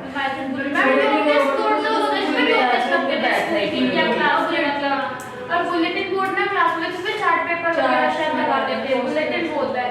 अच्छा, और तीसरा नोटिस बोर्ड मैम, जिसमें कुछ भी नोटिस आ जाता है वो लग जाता है वो। अच्छा, वो तो बता दिया, यही बताया। फ्लैनल वाला नहीं सीखा, नॉर्मल जो क्लास में बोर्ड होता है वो तो नॉर्मल शामपट होता है, उसे शामपट हम या ब्लैक बोर्ड कहते हैं, ठीक है। व्हाइट बोर्ड जो आजकल व्हाइट बोर्ड के नाम से। फ्लैनल बोर्ड क्या होता है? आपने फलारीन का एक हरे रंग का कपड़ा होता है, जिसमें आपने जैसे कभी जूतों में वेलग्रो वाले जूते पहने हैं, वो टिच करके खुल जाते हैं, ऐसे बंद भी हो जाते हैं, ऐसे ही वेलग्रो वाली पिक्चर्स होती हैं। तो आप उसको क्या करते हो, ऐसे कागज ऐसे यहाँ चिपकाया और ऐसे ही कागज उस पे से हटा दिया, क्योंकि उसमें कपड़ा फलारीन का लगा होता है, फ्लैनल का कपड़ा होता है, हरे रंग का कपड़ा लगा होता है, और उसमें वो पिक्चर्स होती हैं। ये क्या होता है, ये क्लासरूम में फ्लैनल बोर्ड का यूज किस लिए किया जाता है? For teaching. पहला पॉइंट इसके लिए आप ये याद करो, पढ़ाने के लिए। इनका यूज पढ़ाने के लिए नहीं किया जाता, इसका यूज किसके लिए किया जाता है? For teaching. दूसरी बात इसकी हमें क्या याद करनी है कि इसमें फलारीन का कपड़ा होता है हरे रंग का, ठीक है। फ्लैनल क्लॉथ होता है, क्या होता है? फ्लैनल क्लॉथ होता है विद वेलग्रो। क्या होता है? विद वेलग्रो। वेलग्रो के साथ होता है टिच वाला जो कपड़ा होता है ना, फलारीन का वेलग्रो, WELLGROW, ठीक है, वेलग्रो। तो ये क्या होता है आपका? फलारीन का कपड़ा, फलारीन का हरे रंग का कपड़ा। वेलक्रो क्या फेविकॉल होती है क्या? ना, कुछ फेविकॉल नहीं होती, वो उसके ऊपर बस लग जाता है, ऐसे खुरदरा सा होता है कपड़ा, ही कागज उसका खुरदरा सा होता है, वो स्मूथ वाले कपड़े पे चिपकाओ तो वो उस पे अटक जाता है। जूते नहीं होते, जूते ऐसे एक तो लेसिस वाले जूते होते हैं, गर्ल्स के लिए तो वही वाले होते हैं टिच वाले, ऐसे खोल दो खुल जाता है, ऐसे बंद कर दो, वो भी वही होता है। वो स्कूल में लगते थे वैसे वाले जूते। हाँ, ब्लैक कलर। ये यूज क्यों किया जाता है? क्योंकि ये रीयूजेबल होते हैं। ये क्या होते हैं? दे आर रीयूजेबल का मतलब दोबारा प्रयोग किए जा सकते हैं। ये रीयूजेबल बोर्ड। हाँ, ये रीयूजेबल बोर्ड होते हैं और रीयूजेबल पिक्चर्स होते हैं। रीयूज होते हैं ना अभी। हाँ, गवर्नमेंट स्कूल्स में बहुत होते हैं, दोबारा प्रयोग किए जा सकते हैं। अब मैं तुम्हें इसका पूरा एक बार फटाफट से बता देती हूँ। अगर मान लो टीचर्स ने आज पेट एनिमल्स की फोटो दिखानी है या उसके बारे में समझाना है, तो वो 5 जानवर जो है, गाय का, शीप का या और भी ऐसे करके उन्होंने उसकी फोटो वेलक्रो से उस पे लगाया, तो उसके बाद उसको उतार भी लिया।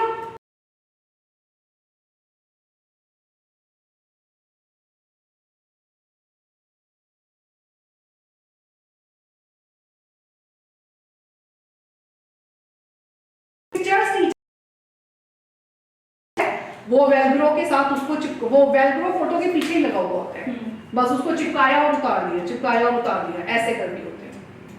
समझ गए? It's called flannel board. इसे फ्लैनल बोर्ड कहते हैं और ये पढ़ाने के लिए यूज होता है। समझ आ गया? बुलेटिन बोर्ड होता है फॉर न्यूज, समाचार के लिए। इसका प्रयोग किसके लिए किया जाता है? समाचार देने के लिए। सो समाचार देने के लिए मतलब जैसे our school is organising this function, so आप जो है ये हर क्लासरूम के बाहर होता है बुलेटिन बोर्ड। बुलेटिन बोर्ड का होता है या जहाँ पे प्रिंसिपल रूम होता है उसके भी बाहर लगा हुआ होता है बुलेटिन बोर्ड। नोटिस बोर्ड हर क्लास के बाहर लगा होता है और बुलेटिन बोर्ड खास जगहों पे लगा होता है, जहाँ सेंट्रल पॉइंट्स पर। तो यहाँ पे खास न्यूज देने के लिए इसका यूज, जैसे हम our school is organizing inter school competition, तो ये आपकी अगर कोई न्यूज जो रेगुलर बेसिस पर आज जैसे इंडिया हार गया ये न्यूज है, तो आप कहाँ पे लगाओगे उसे? बुलेटिन बोर्ड पर। तो ऐसी न्यूज के लिए, और इसमें क्या होता है, इसमें वो लगे होते हैं ऑल पिन्स, ये किससे काम करता है? ऑल पिन से काम करता है। ऑल पिन वो जो होते हैं ना, पिन लगा दिया और वो घास फूस से बना हुआ बोर्ड होता है, लकड़ी का बुरादा सा बना होता है, खुरदरा सा, और उस पे आप वो ऑल पिन से वो न्यूज लगाते हो। आज का न्यूज़पेपर है और कल को हटा देंगे क्योंकि कल खत्म वो न्यूज। जो न्यूज रेगुलर बेसिस पर चेंज होती रहती है उसके लिए हम क्या यूज करते हैं? बुलेटिन। और ये किस लिए होता है? ऑल न्यूज के लिए। स्कूल की जितनी भी स्कूल रिलेटेड न्यूज है, स्कूल रिलेटेड जितनी भी न्यूज है उनके लिए आप नोटिस बोर्ड का, ये दोनों ऑलमोस्ट सिमिलर होते हैं। ये न्यूज उसके लिए होती है जो आपको इंटरनेशनल लेवल पर, नेशनल लेवल पर चल रही है, कोई फेमस न्यूज, वो इसके लिए होती है। और नोटिस बोर्ड में वो सारी न्यूज होती है जो आप पर्टिकुलरली किसी क्लास के बच्चों को देना चाह रहे हो, या कोई ऐसा फंक्शन ऑर्गेनाइज कर रहे हो, जैसे कि कोई फंक्शन ऐसा जो सिर्फ 3rd क्लास के बच्चे पार्टिसिपेट करेंगे, तो वो आप किसमें लगाओगे? नोटिस बोर्ड पे लगाएंगे। वो आप बुलेटिन बोर्ड पे नहीं लगाएंगे। समझ आ गया बेटा? नोटिस बोर्ड का एग्जांपल ये होता है कि नोटिस बोर्ड में हम वो न्यूज लगाते हैं जो सिर्फ क्लास के लिए होती है, ठीक है? और बुलेटिन बोर्ड में हम वो न्यूज लगाते हैं जो पूरे स्कूल के लिए होती है। और जब उस न्यूज का काम हो जाता है तो हम उसे हटा देते हैं कागज को। मतलब इसमें भी तो न्यूज है, दोनों में डिफरेंस फिर क्या होगा? ये क्लास वाइज, ये स्कूल की। मैंने बताया ना, जैसे अगर मैच जीता इंडिया या हारा, ये न्यूज बुलेटिन बोर्ड में आएगी। लेकिन कोई क्लास जीत रही है पर्टिकुलरली किसी उस पर, तो वो किस में आएगा? नोटिस बोर्ड पे आएगा। या कोई क्लास ने पार्टिसिपेट करना है तो वो किस में आएगा? नोटिस बोर्ड पे आएगा, ठीक है? और ये सब क्या होते हैं? ये सारे क्या होते हैं? Visual aids. All are visual aids. You should know कि कौन सा विजुअल है, कौन सा ऑडियो है। तो ये सब क्या है? दृश्य सामग्री। विजुअल एड का मतलब सभी क्या है? दृश्य सामग्री है। और अगर हम एनसीईआरटी की अकॉर्डिंगली कहेंगे तो all are display material. All are display material, प्रदर्शन सामग्री। सभी को क्या कहा गया है? प्रदर्शन सामग्री।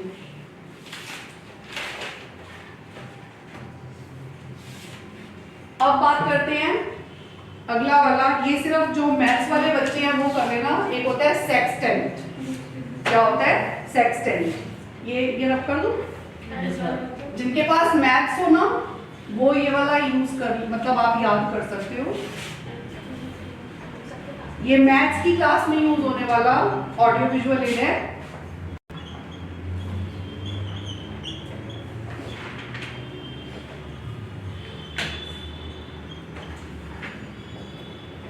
ये क्या होता है? For teaching angles. ये क्या होता है? For teaching angles. आपने वो पढ़ी है ट्रिग्नोमेट्री के अंदर, जब वो वर्ड प्रॉब्लम्स आती हैं तो उसमें आप दो तरह के कोण पढ़ते हो। एक होता है एंगल ऑफ एलिवेशन, एक होता है एंगल ऑफ डिप्रेशन। उन्नयन कोण और अवनमन कोण। तो ये बेसिकली इसका यूज उस एंगल को पढ़ाने के लिए किया जाता है। जैसे मैं यहाँ खड़ी हूँ और मेरा जो आई से एंगल है टॉप पर 45 डिग्री का बन रहा है, तो ये चीज अगर मुझे बतानी है तो सेक्सटेंट के थ्रू मेजर करवाई जाती है कि कैसे आपकी आई से और वो एंगल आप मेजर करते हैं, तो वो सेक्सटेंट होता है। ठीक है, समझ आ गया आप लोगों को? तो बस आप इसके लिए इतना याद कर लो, फॉर टीचिंग एंगल्स, और जो एंगल ऑफ एलिवेशन इसको पढ़ाने के लिए, और एंगल ऑफ डिप्रेशन इसको पढ़ाने के लिए इसका use, it is used for teaching, ये सब पढ़ाने के लिए। इसे हिंदी में क्या बोलते हैं? उन्नयन कोण पढ़ाने के लिए, और इसे बोलते हैं अवनमन कोण पढ़ाने के लिए। उन्नयन कोण होता है नीचे से ऊपर, अवनमन कोण होता है ऊपर से नीचे। आप ऊपर टॉप पे खड़े हो किसी मीनार के और आप नीचे देख रहे हो, तो ये कौन सा कोण है? डिप्रेशन। और मैं नीचे खड़ी हूँ और मैं किसी मीनार के टॉप को देख रही हूँ, तो ये कौन सा कोण होगा? Angle of elevation. तो ये मेजर करने के लिए आप इसका यूज करते हो। ये ज्योग्राफी में भी इसे हम सेक्सटेंट को यूज करते हैं, और मैथमेटिक्स में इसका यूज दो जगह करते हैं, एक मैथ्स में और दूसरा जियोग्राफी में। एक मैथ्स में और दूसरा जियोग्राफी में।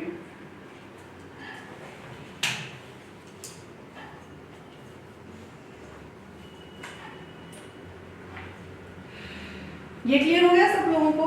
Now next heading you can write down lingua phone and gramophone. Next heading हम इसमें क्या करेंगे अब?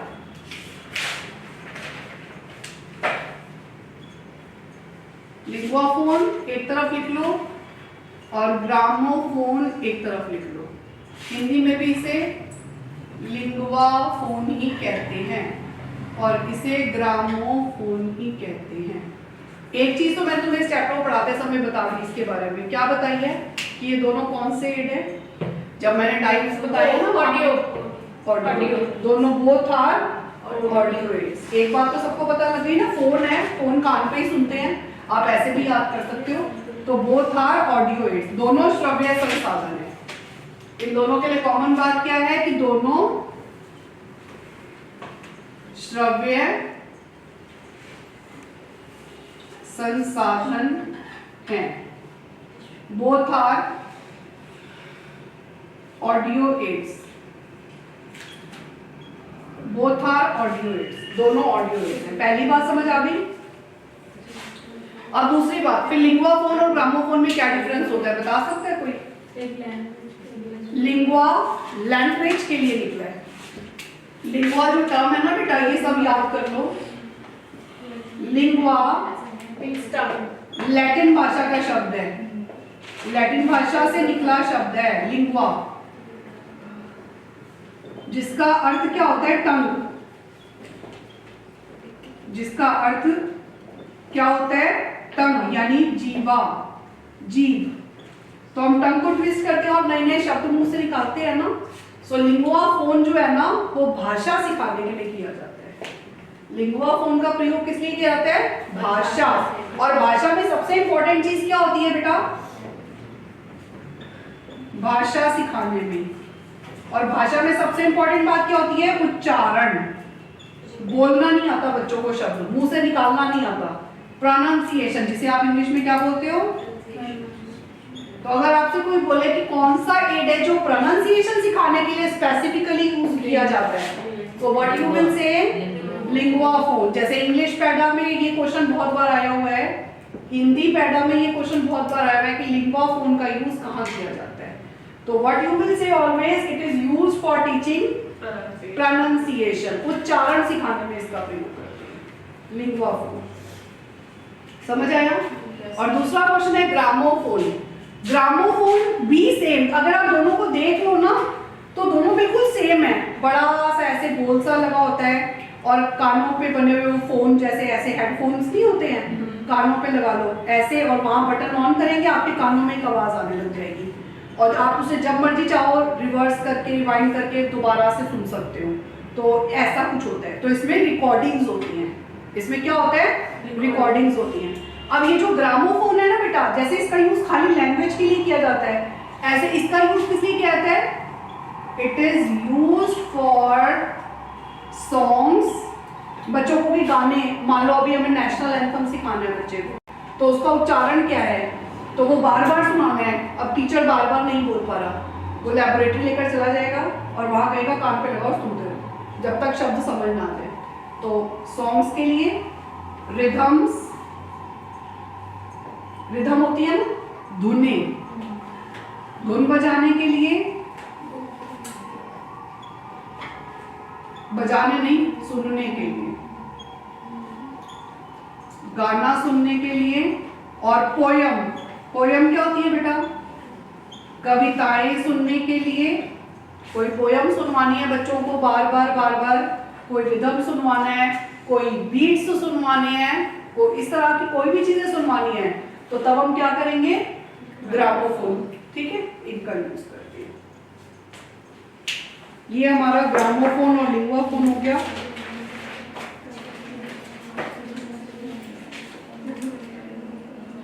अब देखो रेडियो, टेलीविजन, ये सब चीजें मैं आपको नहीं बता रही, वो सब तुम सब जानते हो अपने आप से, पता है ना। टीवी के बारे में, सिनेमा, ये सब बोथ में आता है, ऑडियो विजुअल, इनको देखा भी जा सकता है और सुना भी जा सकता है। तो ये सब मैं बहुत लंबा नहीं बताऊंगी। ये जो लिंगुआ फोन और ग्रामोफोन स्कूल में यूज होते हैं? हाँ, गवर्नमेंट स्कूल्स में होते हैं यूज, अभी भी गवर्नमेंट स्कूल्स में अभी भी होते हैं, इनका यूज करते हैं।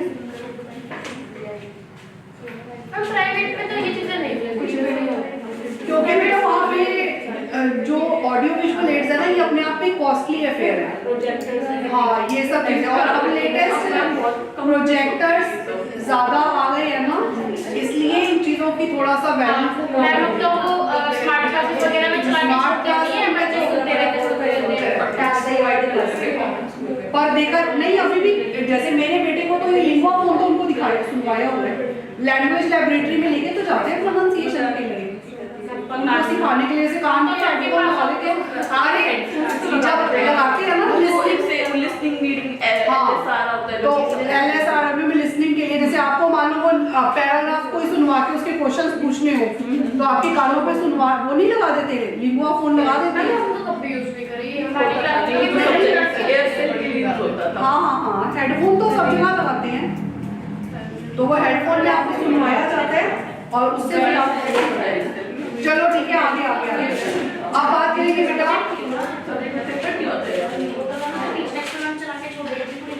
अब इस चैप्टर का प्लीज, इस चैप्टर का last topic that is the projectors, क्योंकि वो हमारी लेटेस्ट है ऑडियो विजुअल एड्स में। तो प्रोजेक्टर्स यानी प्रक्षेपण सामग्री।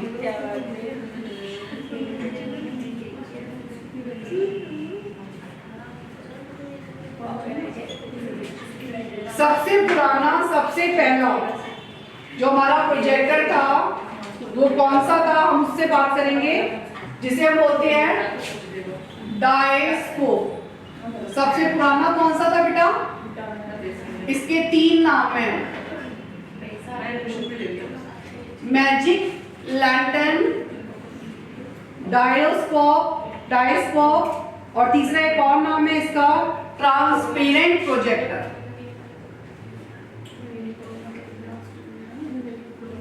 पहले इसके सारे नाम याद कर लो। ये it is also called as diascope, magic lantern और ट्रांसपेरेंट प्रोजेक्टर। हिंदी में से क्या बोलते हैं? इसे तो डायस्कोप ही कहते हैं। मैम प्रोजेक्टर का टाइप है डायस्कोप। इनके नाम, पहला सबसे पुराना जो टाइप्स हम पढ़ रहे हैं ना, तो ये सबसे पुराना है डायस्कोप। सबसे पुराने प्रोजेक्टर का नाम क्या था? मैजिक लैंटर्न था, और वो एक तरह का डायस्कोप था, और उसमें ट्रांसपेरेंट वो लगी होती थी, जो ग्लासेस होते थे ट्रांसपेरेंट, तो इसीलिए पट्टिकाएं जिन्हें हम बोलते हैं, तो बेसिकली उसकी वजह से उसे ट्रांसपेरेंट प्रोजेक्टर कहते हैं। ठीक है, तो इसे डायस्कोप भी कहते हैं। मैजिक लालटेन का मतलब है जादू की लालटेन, और इसे बोलते हैं ट्रांसपेरेंट का मतलब होता है जिसमें से कुछ दिखाई दे जाए। सो पारदर्शी प्रक्षेपण सामग्री।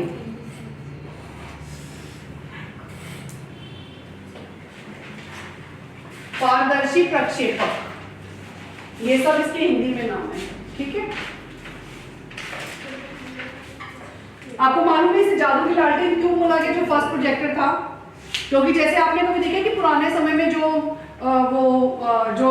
ट्रेन के पास में घूमते थे तो उनके हाथ में एक लालटेन होती थी, क्योंकि वो वहां से वहां जाते थे, फिर लाइट सिग्नल देते थे, तब ट्रेन आगे जाती थी, और फिर वापसी लालटेन लेके आ जाते थे। तो जो इसकी शेप थी पुराने प्रोजेक्टर की, सबसे पहले उसकी शेप उसके जैसी दिखाई देती थी। और क्या हुआ कि जब पहली बार इसको क्लासरूम में चलाया गया ना, तो क्योंकि वो छोटी सी इमेज को बड़ा करने वाला प्रोजेक्टर होता ही है कि छोटी सी इमेज को ये क्या करता है, बड़ा करता है। तो जब बच्चों ने पहली बार इसे देखा ना, तो उनके मुंह से निकला जादू, मतलब उस फोटो को देखकर उनके मुंह से निकला जादू। तो इस वजह से इसका नाम क्या रख दिया गया, जादू की लालटेन, कि भाई ये लालटेन जब चलती है तो जो फोटो है वो बड़ी बड़ी बड़ी बड़ी दिखाई देती हैं दीवारों पर, तो मतलब इसलिए इसको जादू की लालटेन बोला गया। और पहली बार प्रोजेक्टर जितने भी हैं वो सब क्या है, विजुअल एड्स हैं, यानी कि दृश्य सामग्री। ये सब हम पढ़ चुके हैं पहले। ठीक है, तो ये पहला प्रोजेक्टर था, सबसे पुराना, इसका वेट साइज बड़ा था। अच्छा, इसके अंदर क्या लगा होता था, उर्ली बता देती हूँ, ये याद करने की जरूरत नहीं है। ट्रांसपेरेंट पट्टिकाएं जो मैं बता रही हूँ, सो ट्रांसपेरेंट होती थी, जो आप जिलेटिन के घोल में वो डुबाते थे और फिर उसको लगा देते थे। तो ये बेसिकली मतलब जो इमेज उसके अंदर होती थी ना, बस वही आप बार बार दिखा सकते हो। अगर उसमें एक बार एलिफेंट की कोई मूवी है तो बस चाहे 5 साल हो चाहे 10 साल हो, आपको वही मूवी दिखानी पड़ेगी। अगर आपको कोई नई मूवी दिखानी है तो उसके लिए नई ट्रांसपेरेंट स्लाइड लेनी पड़ेगी। तो जितनी मूवीज दिखानी है उसके लिए उतनी ट्रांसपेरेंट स्लाइड्स खरीदनी पड़ेगी, और यानी जिंदगी भर का खर्चा। जैसे किराए के घर में हर महीने किराया दो, तो ऐसे अगर इस प्रोजेक्ट को खरीदो तो हर नया टॉपिक पढ़ाने के लिए एक नई स्लाइड खरीदो, तो ये कॉस्टली था बड़ा। और उसी कमी को पूर्ण करने के लिए आगे नए फिर प्रोजेक्ट आते गए। तो पहले कोई चीज आती है वो बहुत अच्छी होती है, फिर उसके बाद उसमें कुछ कमियां निकलती हैं, उसके बाद नई चीज आ जाती है, उन्हें दूर करने के। तो जो दूसरा आया ना बेटा, उसका नाम था, ये दूसरा प्रोजेक्टर आया था एपिस्कोप। ये मैं तुम्हें उसी ऑर्डर में लिख के देती हूँ। जो दूसरा आया था उसका नाम क्या था? एपिस्कोप था। और जो एपिस्कोप था ना, ये क्या था बेसिकली, इसमें रियल ऑब्जेक्ट को रख देते थे उस मशीन पर और उसकी फोटो सामने आ जाती थी। मतलब ये था। अब क्या हुआ, अब वो प्रॉब्लम खत्म होगी, हर बार हमें ट्रांसपेरेंट स्लाइड लेनी पड़ेगी, क्योंकि अब हम क्या करते थे, कोई कीड़ा उठाया उसके आगे रख दिया तो उस कीड़े की फोटो सामने नजर आ रही है। समझ आ गई? अब उन्हें डस्टर दिखाना है, मैं डस्टर यहाँ रखूंगी मशीन के ऊपर, उसकी फोटो सामने आ जाएगी। तो ये तो और भी आसान हो गया। लेकिन ये मशीन बड़ी महंगी थी, लेकिन इसमें एक ही बारी का खर्चा था, हर महीने का खर्चा अलग अलग नहीं था, मतलब एक बार खर्चा करना पड़ता था। और फिर उनको लगा कि नहीं नहीं, कुछ चीजें तो हमारी वो होती हैं जो हर बार कितनी बार कीड़े ढूंढते रहेंगे दिखाने के लिए तो उनको लगा कि नहीं, कुछ चीजें तो स्लाइड के अंदर भी होनी चाहिए। तो फिर तीसरा जो आया ना, वो क्या आया बेटा? एपिडायस्कोप, जिसमें क्या क्या कंबाइन था? एपिस्कोप प्लस डायस्कोप। एपिस्कोप प्लस डायस्कोप दोनों थे, तो उसमें दोनों का काम करता था।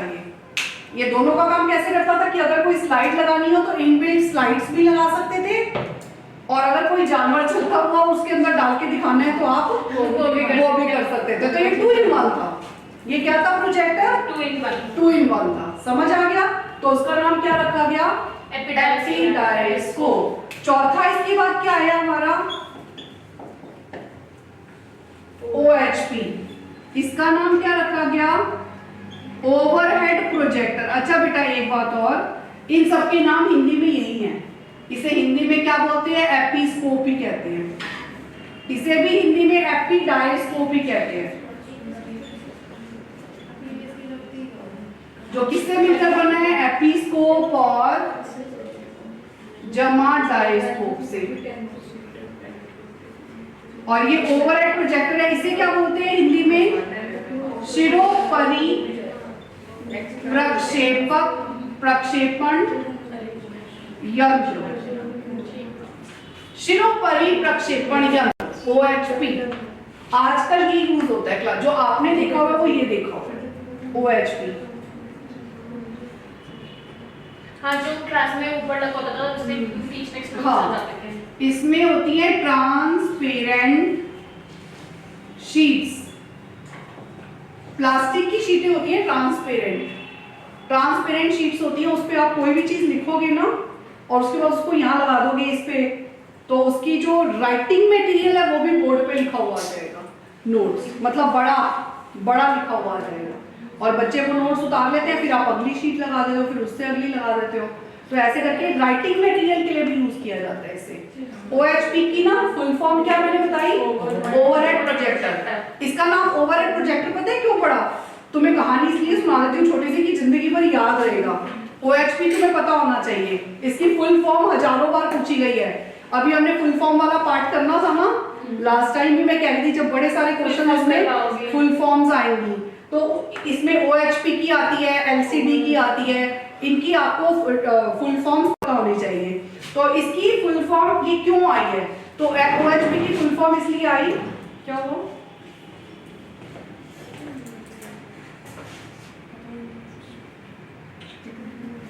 OHP इसकी फुल फॉर्म इसलिए आई क्योंकि ओवरहेड का मतलब होता है कि जैसे मैं यहाँ बैठी हूँ, टीचर यहाँ बैठी है और उसके सामने कोई यंत्र पड़ा है, तो वो जो लाइट जाती है ना वो सर के ऊपर से जाती है, टीचर के सर के ऊपर से, और दीवार पे बड़ी सी इमेज दिखा देती है। तो सर के ऊपर ओवरहेड, इसीलिए इसका नाम रखा शिरोपरि, सिर के ऊपर। ठीक है, ऐसा यंत्र जिसमें लाइट सर के ऊपर से जाए। अब टीचर को पहले पता है क्या होता था? पहले टीचर को बोर्ड पे रखना होता था पढ़ाने के लिए, और बच्चे पीछे कुछ करते रहते थे, तो ये बार बार पीछे देखो, फिर आगे देखो, को मतलब पढ़ाने में बड़ी दिक्कत होती थी। अब टीचर पता क्या करता है, मटेरियल तो ऐसे दिखा देता है और तुम्हें देखता रहता है घूर घूर के कि कौन क्या कर रहा है। अब टीचर को बोर्ड में बार बार देखने की जरूरत नहीं पड़ती। तो OHP का सबसे बड़ा फायदा ये है कि आप बच्चे की तरफ ध्यान रख के और मटेरियल उसे दिखा सकते हो। अब देखो कि कौन क्या करेगा। तो ये OHP का फायदा होता है। समझ आ गया? अब इसके बाद तुम्हारा क्या आया? LCD। इसके बाद क्या आया तुम्हारा? LCD। एक LCD को बोलते हैं लिक्विड क्रिस्टल डिस्प्ले। इसकी फुल फॉर्म क्या है? Liquid crystal display. हिंदी में भी यही है बेटा, लिक्विड क्रिस्टल डिस्प्ले। तो ये आपका LCD, और एक और होता है आपका LCD के अलावा DLP, digital light processing. Digital light processing, Hindi में भी इंग्लिश में भी, डिजिटल लाइट प्रोसेसिंग यंत्र। ये दोनों लेटेस्ट हैं, ये दोनों क्या हैं? और ये सब can connect with the computer also. बस इनकी विशेषता क्या है कि किसके साथ कनेक्ट हो जाते हैं? कंप्यूटर के साथ भी कनेक्ट हो जाते हैं। यानी पहले तो विजुअल होते थे ना, ये विजुअल ही है, लेकिन कंप्यूटर के साथ कनेक्ट होने के बाद आवाज कंप्यूटर में होती है ना, तो इसके साथ आप आवाज भी सुन पाओगे। बस ये फायदा है, लेकिन ये विजुअल ही है, क्योंकि देखो नाम दोनों में क्या है? डिस्प्ले। डिस्प्ले है ना, तो ये तो सिर्फ दिखाता ही है, लेकिन साथ में स्पीकर्स भी जुड़ जाते हैं। तो ऐसा फैसिलिटी होनी चाहिए ना इसमें, वो सब फैसिलिटीज है कि ये कंप्यूटर के साथ कनेक्ट हो जाते हैं और इमेजेस को बड़ा करके दिखा देते हैं। आजकल स्कूल कॉलेजेस में ये वाले होते हैं जो कंप्यूटर के साथ कनेक्ट होते हैं। ठीक है, इसमें लाइन लिख लेना, इन्हें टीवी, कंप्यूटर और इंटरनेट से कनेक्ट कर सकते हैं। They can be connected with the TV, computer और इंटरनेट। तो जिसकी वजह से आप इसमें आवाज भी अगर कोई कनेक्ट करना चाहो तो आप वो भी सुन सकते हो। They are advanced projectors. ठीक है, they are called as advanced projectors.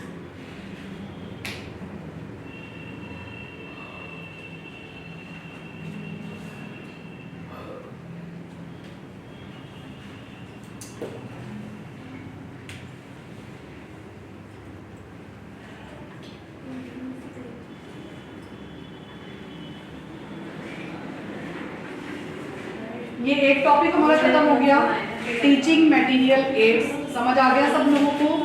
और दूसरा टॉपिक हम जो है इसमें ब्लूम टैक्सोनॉमी, वो मैं करवा रही हूँ। आपको समझ आ गया? रब कर दूँ ये वाला? कोई चीज, कोई क्वेरी पूछ लो दिमाग में हो तो। हाँ प्लीज बिल्कुल पूछ लो। You are most welcome all of you. मुझे तो कोई कभी जल्दी नहीं होती सिलेबस खत्म कराने की। बताओ मैम, कल वाला को क्वेश्चन पेपर डिस्कस करवा लो एक बार। बोलो बोलो। नहीं बेटा, इंग्लिश का कौन सा? अच्छा टेस्ट हो गया, कर लिया था सबने? वो इंग्लिश वाला पार्ट इंग्लिश की क्लास में करेंगे। मैथ्स में पेडागोजी भी तो थी उसमें। मैथ्स में पेडागोजी भी है। हां, मैं 10 से 12 क्वेश्चन मैथ्स पेडागोजी के भी थे। अच्छा, दिखाऊं मैं आपको? अभी मैं टॉपिक नहीं फिर करा पाऊंगी, 15-20 मिनट रहे ना, तो नेक्स्ट क्लास में करा दूंगी। आज ना एक्चुअली इनकी क्लास ना SST की होती है, तो आज इनकी क्लास के लिए मैंने कॉमन टॉपिक लिया है। मैंने तुम्हारा पिछला टॉपिक भी नहीं लिया।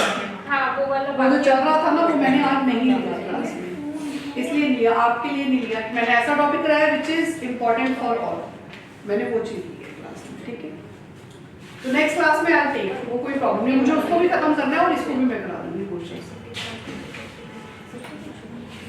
और अब ये तुम्हारा यहाँ हो गया, तो इंग्लिश पैडा में मैं इसे नहीं लूंगी। इस टॉपिक को मैंने अब यहाँ करा दिया ना, ये कॉमन टॉपिक है। ठीक है, अब now I will not repeat it again.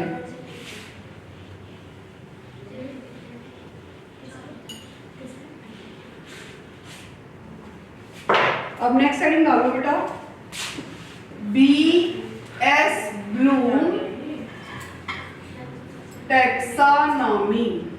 Hindi में इनका नाम व्यक्ति का यही है, BS ब्लूम की टैक्सानॉमी। हाँ मैम, अब की बार ये आया था क्वेश्चन, ये क्वेश्चंस आने ही आने हैं। आप अगर साइकोलॉजी पढ़ रहे हो ना, तो you can not separate psychology with BS Bloom. Benjamin Bloom इनका नाम है, ठीक है, बेंजामिन S ब्लूम ये इनका नाम है। और ये जो है ना, इन्होंने ये टैक्सोनॉमी लर्निंग ऑब्जेक्टिव्स को लेकर दिया है। अगर इसे सिंपल भाषा में देखें, किससे संबंधित है? अधिगम उद्देश्यों से। पहले तो पता होना चाहिए संबंधित किससे है? अधिगम उद्देश्यों से, कंसर्न विद लर्निंग ऑब्जेक्टिव्स। हाँ, लर्निंग ऑब्जेक्ट। लेकिन मैं इतनी सी बात लिख दूं तो तुम्हें कुछ समझ नहीं आएगा। अगर मैं तुम्हें इसके बारे में थोड़ा सा बता दूंगी तो ये बात समझ आ जाती है। कंसर्न विद, रिलेटेड टू भी लिख सकते हो, related to learning objectives. Basically इस टैक्सोनॉमी में बेटा क्या दिया गया है कि आप दुनिया में, इसको हम सिंपल भाषा में बात कर रहे हैं, आप दुनिया में जितनी भी चीजें सीखते हो उसको सीखने के लिए BS ब्लूम ने 3 आधार बताए हैं। और वो 3 आधार अगर हमारे पास हैं तो हम दुनिया में कोई भी चीज को सीख सकते हैं, याद कर सकते हैं। हेड, हार्ट एंड 3H है। 3H थे ना, हाँ। Head, heart. सो उन्होंने it is based on 3H। किसने करवाया है क्लास में ये आपको? आपने नहीं करवाया था मैम? किसने? इसमें करवाया था शायद, दूसरे वाले इसमें जब पेपर के लिए पढ़ा था ना, तब पढ़ा था मैंने। हेड, हार्ट और हैंड। हैंड, ये मैंने, अगर मैंने कराया होगा तो मैंने बस इतना ही बताया हाँ होगा, बस इतना ही बताया था, एक सेकंड। या और किसी टीचर ने करवाया था? नहीं नहीं, आपने मैंने करवाया था, तो मैंने तो पूरा नहीं करवाया। चलो ठीक है, इधर देखो, ये 3H से रिलेटेड है, हेड, हार्ट और हैंड, ठीक है। इसके वो जो 3 लेवल्स हैं वो क्या होते हैं? वो ये टेबल मैं ना पहले यहीं पे बना दूंगी, ये टेबल्स अपने नोट करनी है क्योंकि इसी टेबल पर आधारित है ये पूरी टैक्सोनॉमी। तो थोड़ा टाइम लगता है ना, इसीलिए मैंने कुछ और नहीं लिया। इसमें जो पहला लेवल है ना बेटा, वो कॉग्निटिव है। पहला एस्पेक्ट क्या है? कॉग्निटिव, जिसे हिंदी में बोलते हैं संज्ञानात्मक पहलू। पहला पहलू क्या है? संज्ञानात्मक पहलू। दूसरा है अफेक्टिव डोमेन। इन्हें डोमेन्स भी कहते हैं, एस्पेक्ट की जगह आप चाहो तो डोमेन भी लिख सकते हो। पहला डोमेन कॉग्निटिव, दूसरा अफेक्टिव डोमेन, इसे हिंदी में बोलते हैं भावात्मक पहलू, और तीसरा होता है साइकोमोटर डोमेन। तीसरा क्या होता है? इसे हम बोलते हैं क्रियात्मक पहलू। तो कितने पहलू बताए हैं इसमें? 3 बताए हैं। पहला कॉग्निटिव। कॉग्निटिव हेड से रिलेटेड होता है बेटा, ब्रेन, माइंड। कोई भी चीज जब तुम सीखते हो ना, जैसे क्लास में अभी तुम बैठे हो, तो अगर मैं तुम्हें कोई भी चीज बता रही हूँ तो तुम किस चीज से सीख रहे हो? अपने माइंड से सीख रहे हो ना। और तुम्हारा माइंड इमेजिन करके कहीं भी चला जाता है और कोई भी चीज को यहाँ सामने खड़ा कर लेता है अपनी नजर के, इमेजिन करके। तो ये कौन सा डोमेन में इसका मतलब हम वर्क कर रहे हैं? कॉग्निटिव डोमेन में। अब दूसरा, ये जो हमारा अफेक्टिव डोमेन है, ध्यान से सुनना सब बच्चे, ये हमारा किससे रिलेटेड होता है बेटा? हार्ट से रिलेटेड होता है। हार्ट का मतलब क्या होता है बेटा? आपका दिल, आपके इमोशंस, आपके भावों से संबंधित होता है। यानी कि मन करेगा तो क्लास सीखेंगे और मन नहीं करेगा तो दुनिया का कोई माइकल और पढ़ा नहीं सकता। ऐसे कह दो। तो ये क्या है? इसका मतलब दिमाग तो पूरा है, अगर लेकिन मन नहीं है, तो इंटरेस्ट नहीं है, मन नहीं है, ध्यान नहीं है, घर में लड़ाई हुई है, आपस में बातें करनी है, ये सब अफेक्टिव डोमेन में आएगा। समझ आ गया? ये सब इमोशन से कनेक्टेड है। और तीसरा क्या होता है? Psychomotor domain. साइकोमोटर डोमेन जो होता है, हैंड लिखा है ना, करके सीखने पर आधारित। ये हमारा होता है करके सीखने, यानी लर्निंग बाय डूइंग। आप चीजों को सिर्फ दिमाग से, सिर्फ मन से नहीं सीख सकते, बल्कि उनको करके भी सीखना पड़ता है। इन तीनों का एक कंबाइंड एग्जांपल बता रही हूँ, जैसे गाड़ी चलाना। अब अगर थ्योरी की नॉलेज बात करें, बेटा लिखना मत कोई, सब पहले ध्यान दो। मुझे कार चलाना है, तो कार चलाने के लिए अगर थ्योरी की बात करें, कोई मुझसे पूछे कि आपको पता है गाड़ी में क्या क्या होता है, और मैं कहती हूँ हाँ जी मुझे सब पता है, ये ब्रेक है, ये क्लच है, ये रेस है, और यहाँ से पेट्रोल डलता है, और सारा हर नॉलेज पता है, मतलब तुम मुझसे कुछ भी पूछ लो मुझे सब पता है। तो ये कौन सी नॉलेज है मेरे पास कि मेरे दिमाग में, इमेजिनेशन में सब कुछ पता है मुझे। अगर बोलो अफेक्टिव डोमेन, मन, अरे मन तो करता, कितना मन करता है गाड़ी चलाने का, कोई बता ही नहीं सकता, जितना मेरा करता है किसी का दुनिया में मन नहीं करता होगा। और फिर क्या है, दोनों डोमेन्स पूरे होने पर मैं गाड़ी चला सकती हूँ? नहीं, जब तक प्रैक्टिस भाई नहीं चला सकती हूँ, चला सकती हूँ नहीं, ठोक दूंगी है ना। चलाऊंगी तो लग जाएगी गाड़ी, इसका मतलब उसके लिए काय की जरूरत है, ट्रेनिंग की जरूरत है। तो ये कौन सा डोमेन हो जाता है, साइकोमोटर डोमेन। साइकोमोटर डोमेन वो चीज आपको करके सिखाएगा, आप ट्रेनिंग लोगे, आप उसको चलाना सीखोगे, किसी पर्सन के पास जाओगे, तो ये कौन सा डोमेन है हमारा, साइकोमोटर डोमेन है। तो हमारे किसी भी क्रिया को सीखने के लिए 3 डोमेन्स होते हैं और चौथा कोई डोमेन नहीं होता। ये बीएस ब्लूम ने अपनी टैक्सोनॉमी में बताया है। ये बात समझ आई पहली बात। इसी का एक और एग्जांपल से बात करते हैं। जैसे मैं कमरे में बैठी हूँ और मुझे पर्दा हिलता हुआ सा नजर आ रहा है, ऐसे लग रहा है कि कोई चीज पर्दे के पीछे है, तो क्या हो रहा है, मेरे दिमाग में ये सब बातें चल रही हैं, तो ये कौन सा डोमेन है, कॉग्निटिव डोमेन है, कि कुछ है, कोई आ गया, मतलब देखने की जरूरत है, पता नहीं क्या है, अंधेरा है, सब चीजें, ये सब कॉग्निटिव डोमेन, क्योंकि ब्रेन में है सब बातें। कहाँ पे हैं, हेड, ब्रेन में। और अफेक्टिव मतलब डर, वो जो इमोशन है वो कौन सा है इस समय, डर वाला, तो ये कौन से डोमेन में आएगा, अफेक्टिव। जैसे ही कुछ पर्दे के पीछे से गिरा, मैं तो दूर दबा के भागी, जब हमारी और कमरे से भागी। ये जो भागने वाला डोमेन है कौन सा है, साइकोमोटर डोमेन। तो हर क्रिया में आपके 3 एस्पेक्ट्स होते हैं जो आपको उस काम को सिखाते हैं। जो टीचर क्लास में बच्चे को पढ़ाए, थ्योरी समझाए, तो वो कौन सा डोमेन है, कॉग्निटिव। आप उसके साथ अपने इमोशंस कनेक्ट करते हो, ये कौन सा डोमेन है, अफेक्टिव।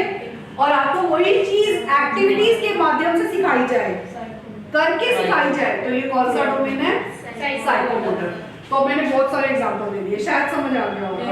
तो हमें कोई भी चीज को सीखने के लिए कितने डोमेन चाहिए होते हैं, ये इनके ना कुछ ग्रुप में और भी लोग थे, बीएस ब्लूम के साथ जो काम करते थे, जिसमें पहले तो बीएस ब्लूम खुद ही हैं, तो कॉग्निटिव के बारे में तो सारा इन्होंने ही बताया है, लेकिन जो आपका अफेक्टिव डोमेन है ना बेटा, इसके बारे में किसने सबसे ज्यादा बताया है, क्रैथवॉल। ये नाम याद कर लो, ये पर्सन का नाम है क्रैथवॉल। क्रैथवॉल ने इसके बारे में, और ब्लूम ने कॉग्निटिव डोमेन के बारे में, और इसके बारे में बताया है बहुत ज्यादा सिम्पसन एंड हैरो ने।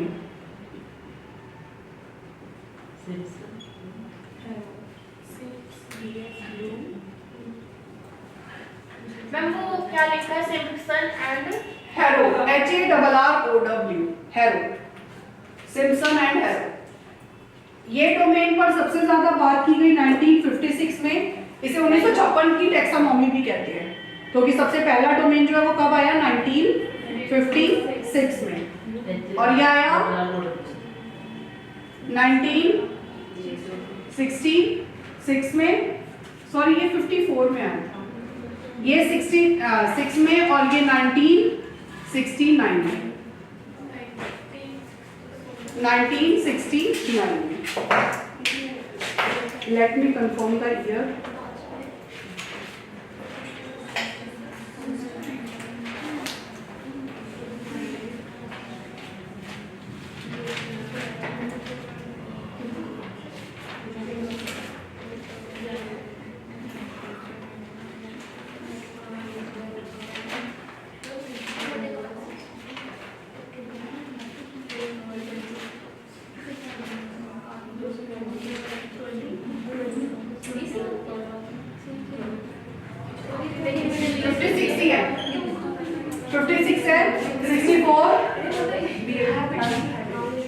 और ये 66, करेक्ट कर देंगे। क्या मैम? 1956, 64 और ये 66 में। इसके सब पार्ट्स हैं 6, इसको डिवाइड किया गया 5 पार्ट्स में और इसको भी 6 पार्ट्स में, 6 5 6। अब वो 6 5 6 कौन सी हैं? A B C D E F और ये A B C D E, इसके 5 आगे टाइप्स हैं और इसमें A B C D E F 6 हैं। बस ये अगर लिख लेते हैं तो टेबल पूरी हो जाती है। ठीक है, तो सब पार्ट्स बनाओ। हाँ, तो इसके सब पार्ट 6 कौन कौन से हैं? सबसे पहला इसमें है नॉलेज, जिसे हिंदी में बोलते हैं ज्ञान। दूसरा है कॉम्प्रिहेंशन, बोध। तीसरा है एप्लीकेशन, अनुप्रयोग।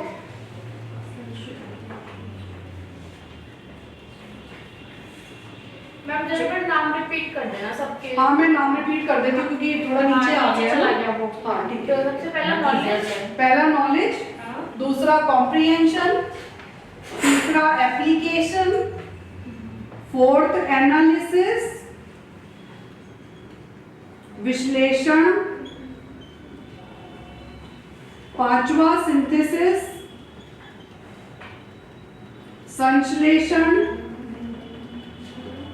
और आखिरी है इसके अंदर इवैल्यूएशन मूल्यांकन। पांचों 6 नाम कौन कौन सी है? नॉलेज, फिर आपका कॉम्प्रिहेंशन, फिर एप्लीकेशन, एनालिसिस, सिंथेसिस और इवैल्यूएशन। हिंदी में ज्ञान, बोध, अनुप्रयोग, विश्लेषण, संश्लेषण और मूल्यांकन। कल के पेपर में था मैम ये क्वेश्चन कि हाईएस्ट ऑर्डर थिंकिंग वाला कौन सा है, तो अच्छा, इवैल्यूएशन। हाँ, तो इवैल्यूएशन पे इवैल्यूएशन ही आएगा, उसमें इवैल्यूएशन आएगा। हाँ, कल के पेपर में ही है ये वाला। ठीक है, समझ आ गया ये वाला। अगला देखो, इसके अंदर 5 पार्ट्स होते हैं। पहला होता है रिसीविंग, रेस्पॉन्डिंग, वैल्यूइंग, ऑर्गेनाइजिंग और फिर लास्ट है characterization by a value. Hindi में से क्या बोलते हैं? अनुप्राप्ति,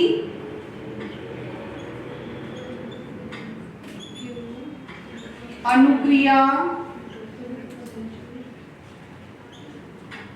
मूल्य प्रदान करना, संगठन और मूल्यों का विशेषीकरण। दोबारा से एक बार रिपीट कर रही हूं। इसमें फर्स्ट क्या है बेटा? Receiving, responding, valuing, organizing, characterization by a value. Hindi में अनुप्राप्ति, अनुक्रिया, मूल्य प्रदान करना, संगठन और मूल्यों का विशेषीकरण। ठीक है, 5 पार्ट्स इसके होते हैं और इसके अंदर क्या क्या होते हैं? पहला रिफ्लेक्स मूवमेंट्स,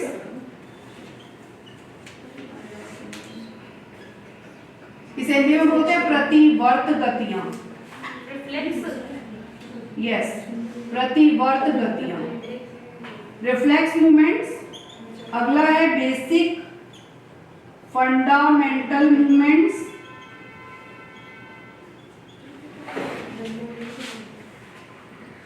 आधारभूत गतियां। तीसरा है फिजिकल मूवमेंट्स, शारीरिक गतियां।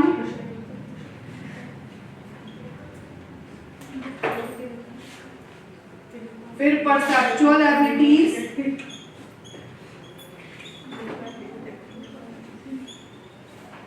प्रत्यक्षात्मक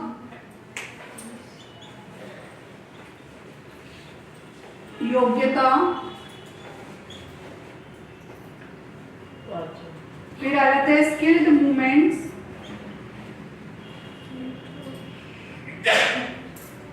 स्किल्ड को बोलते हैं हिंदी में कौशलात्मक योग्यता।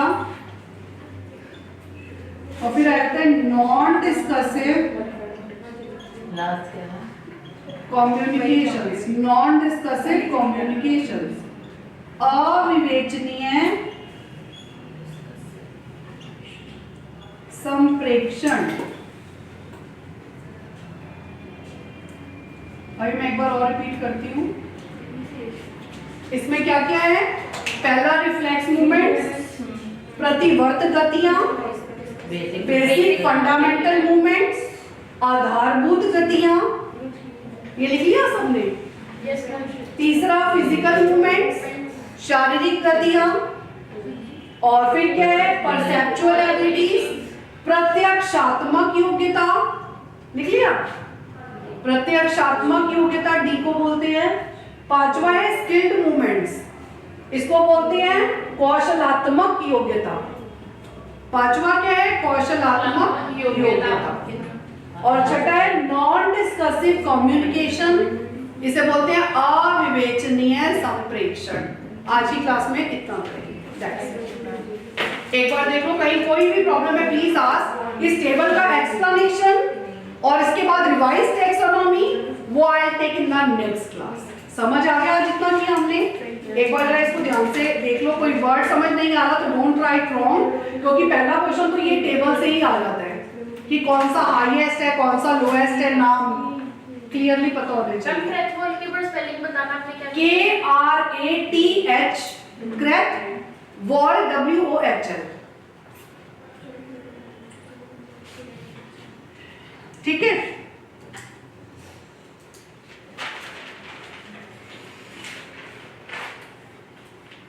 एक बार सारे पेजेस देख लो, कोई प्रॉब्लम तो नहीं है? अब थर्ड क्लास कौन सी यार? Third second class. हाँ मतलब इंग्लिश की वो नवी सर। अच्छा, बस करें, लीव करें। ठीक है, कोई प्रॉब्लम नहीं है? पक्का बेटा? आपको प्रॉब्लम तो नहीं है? समझ आया सारा?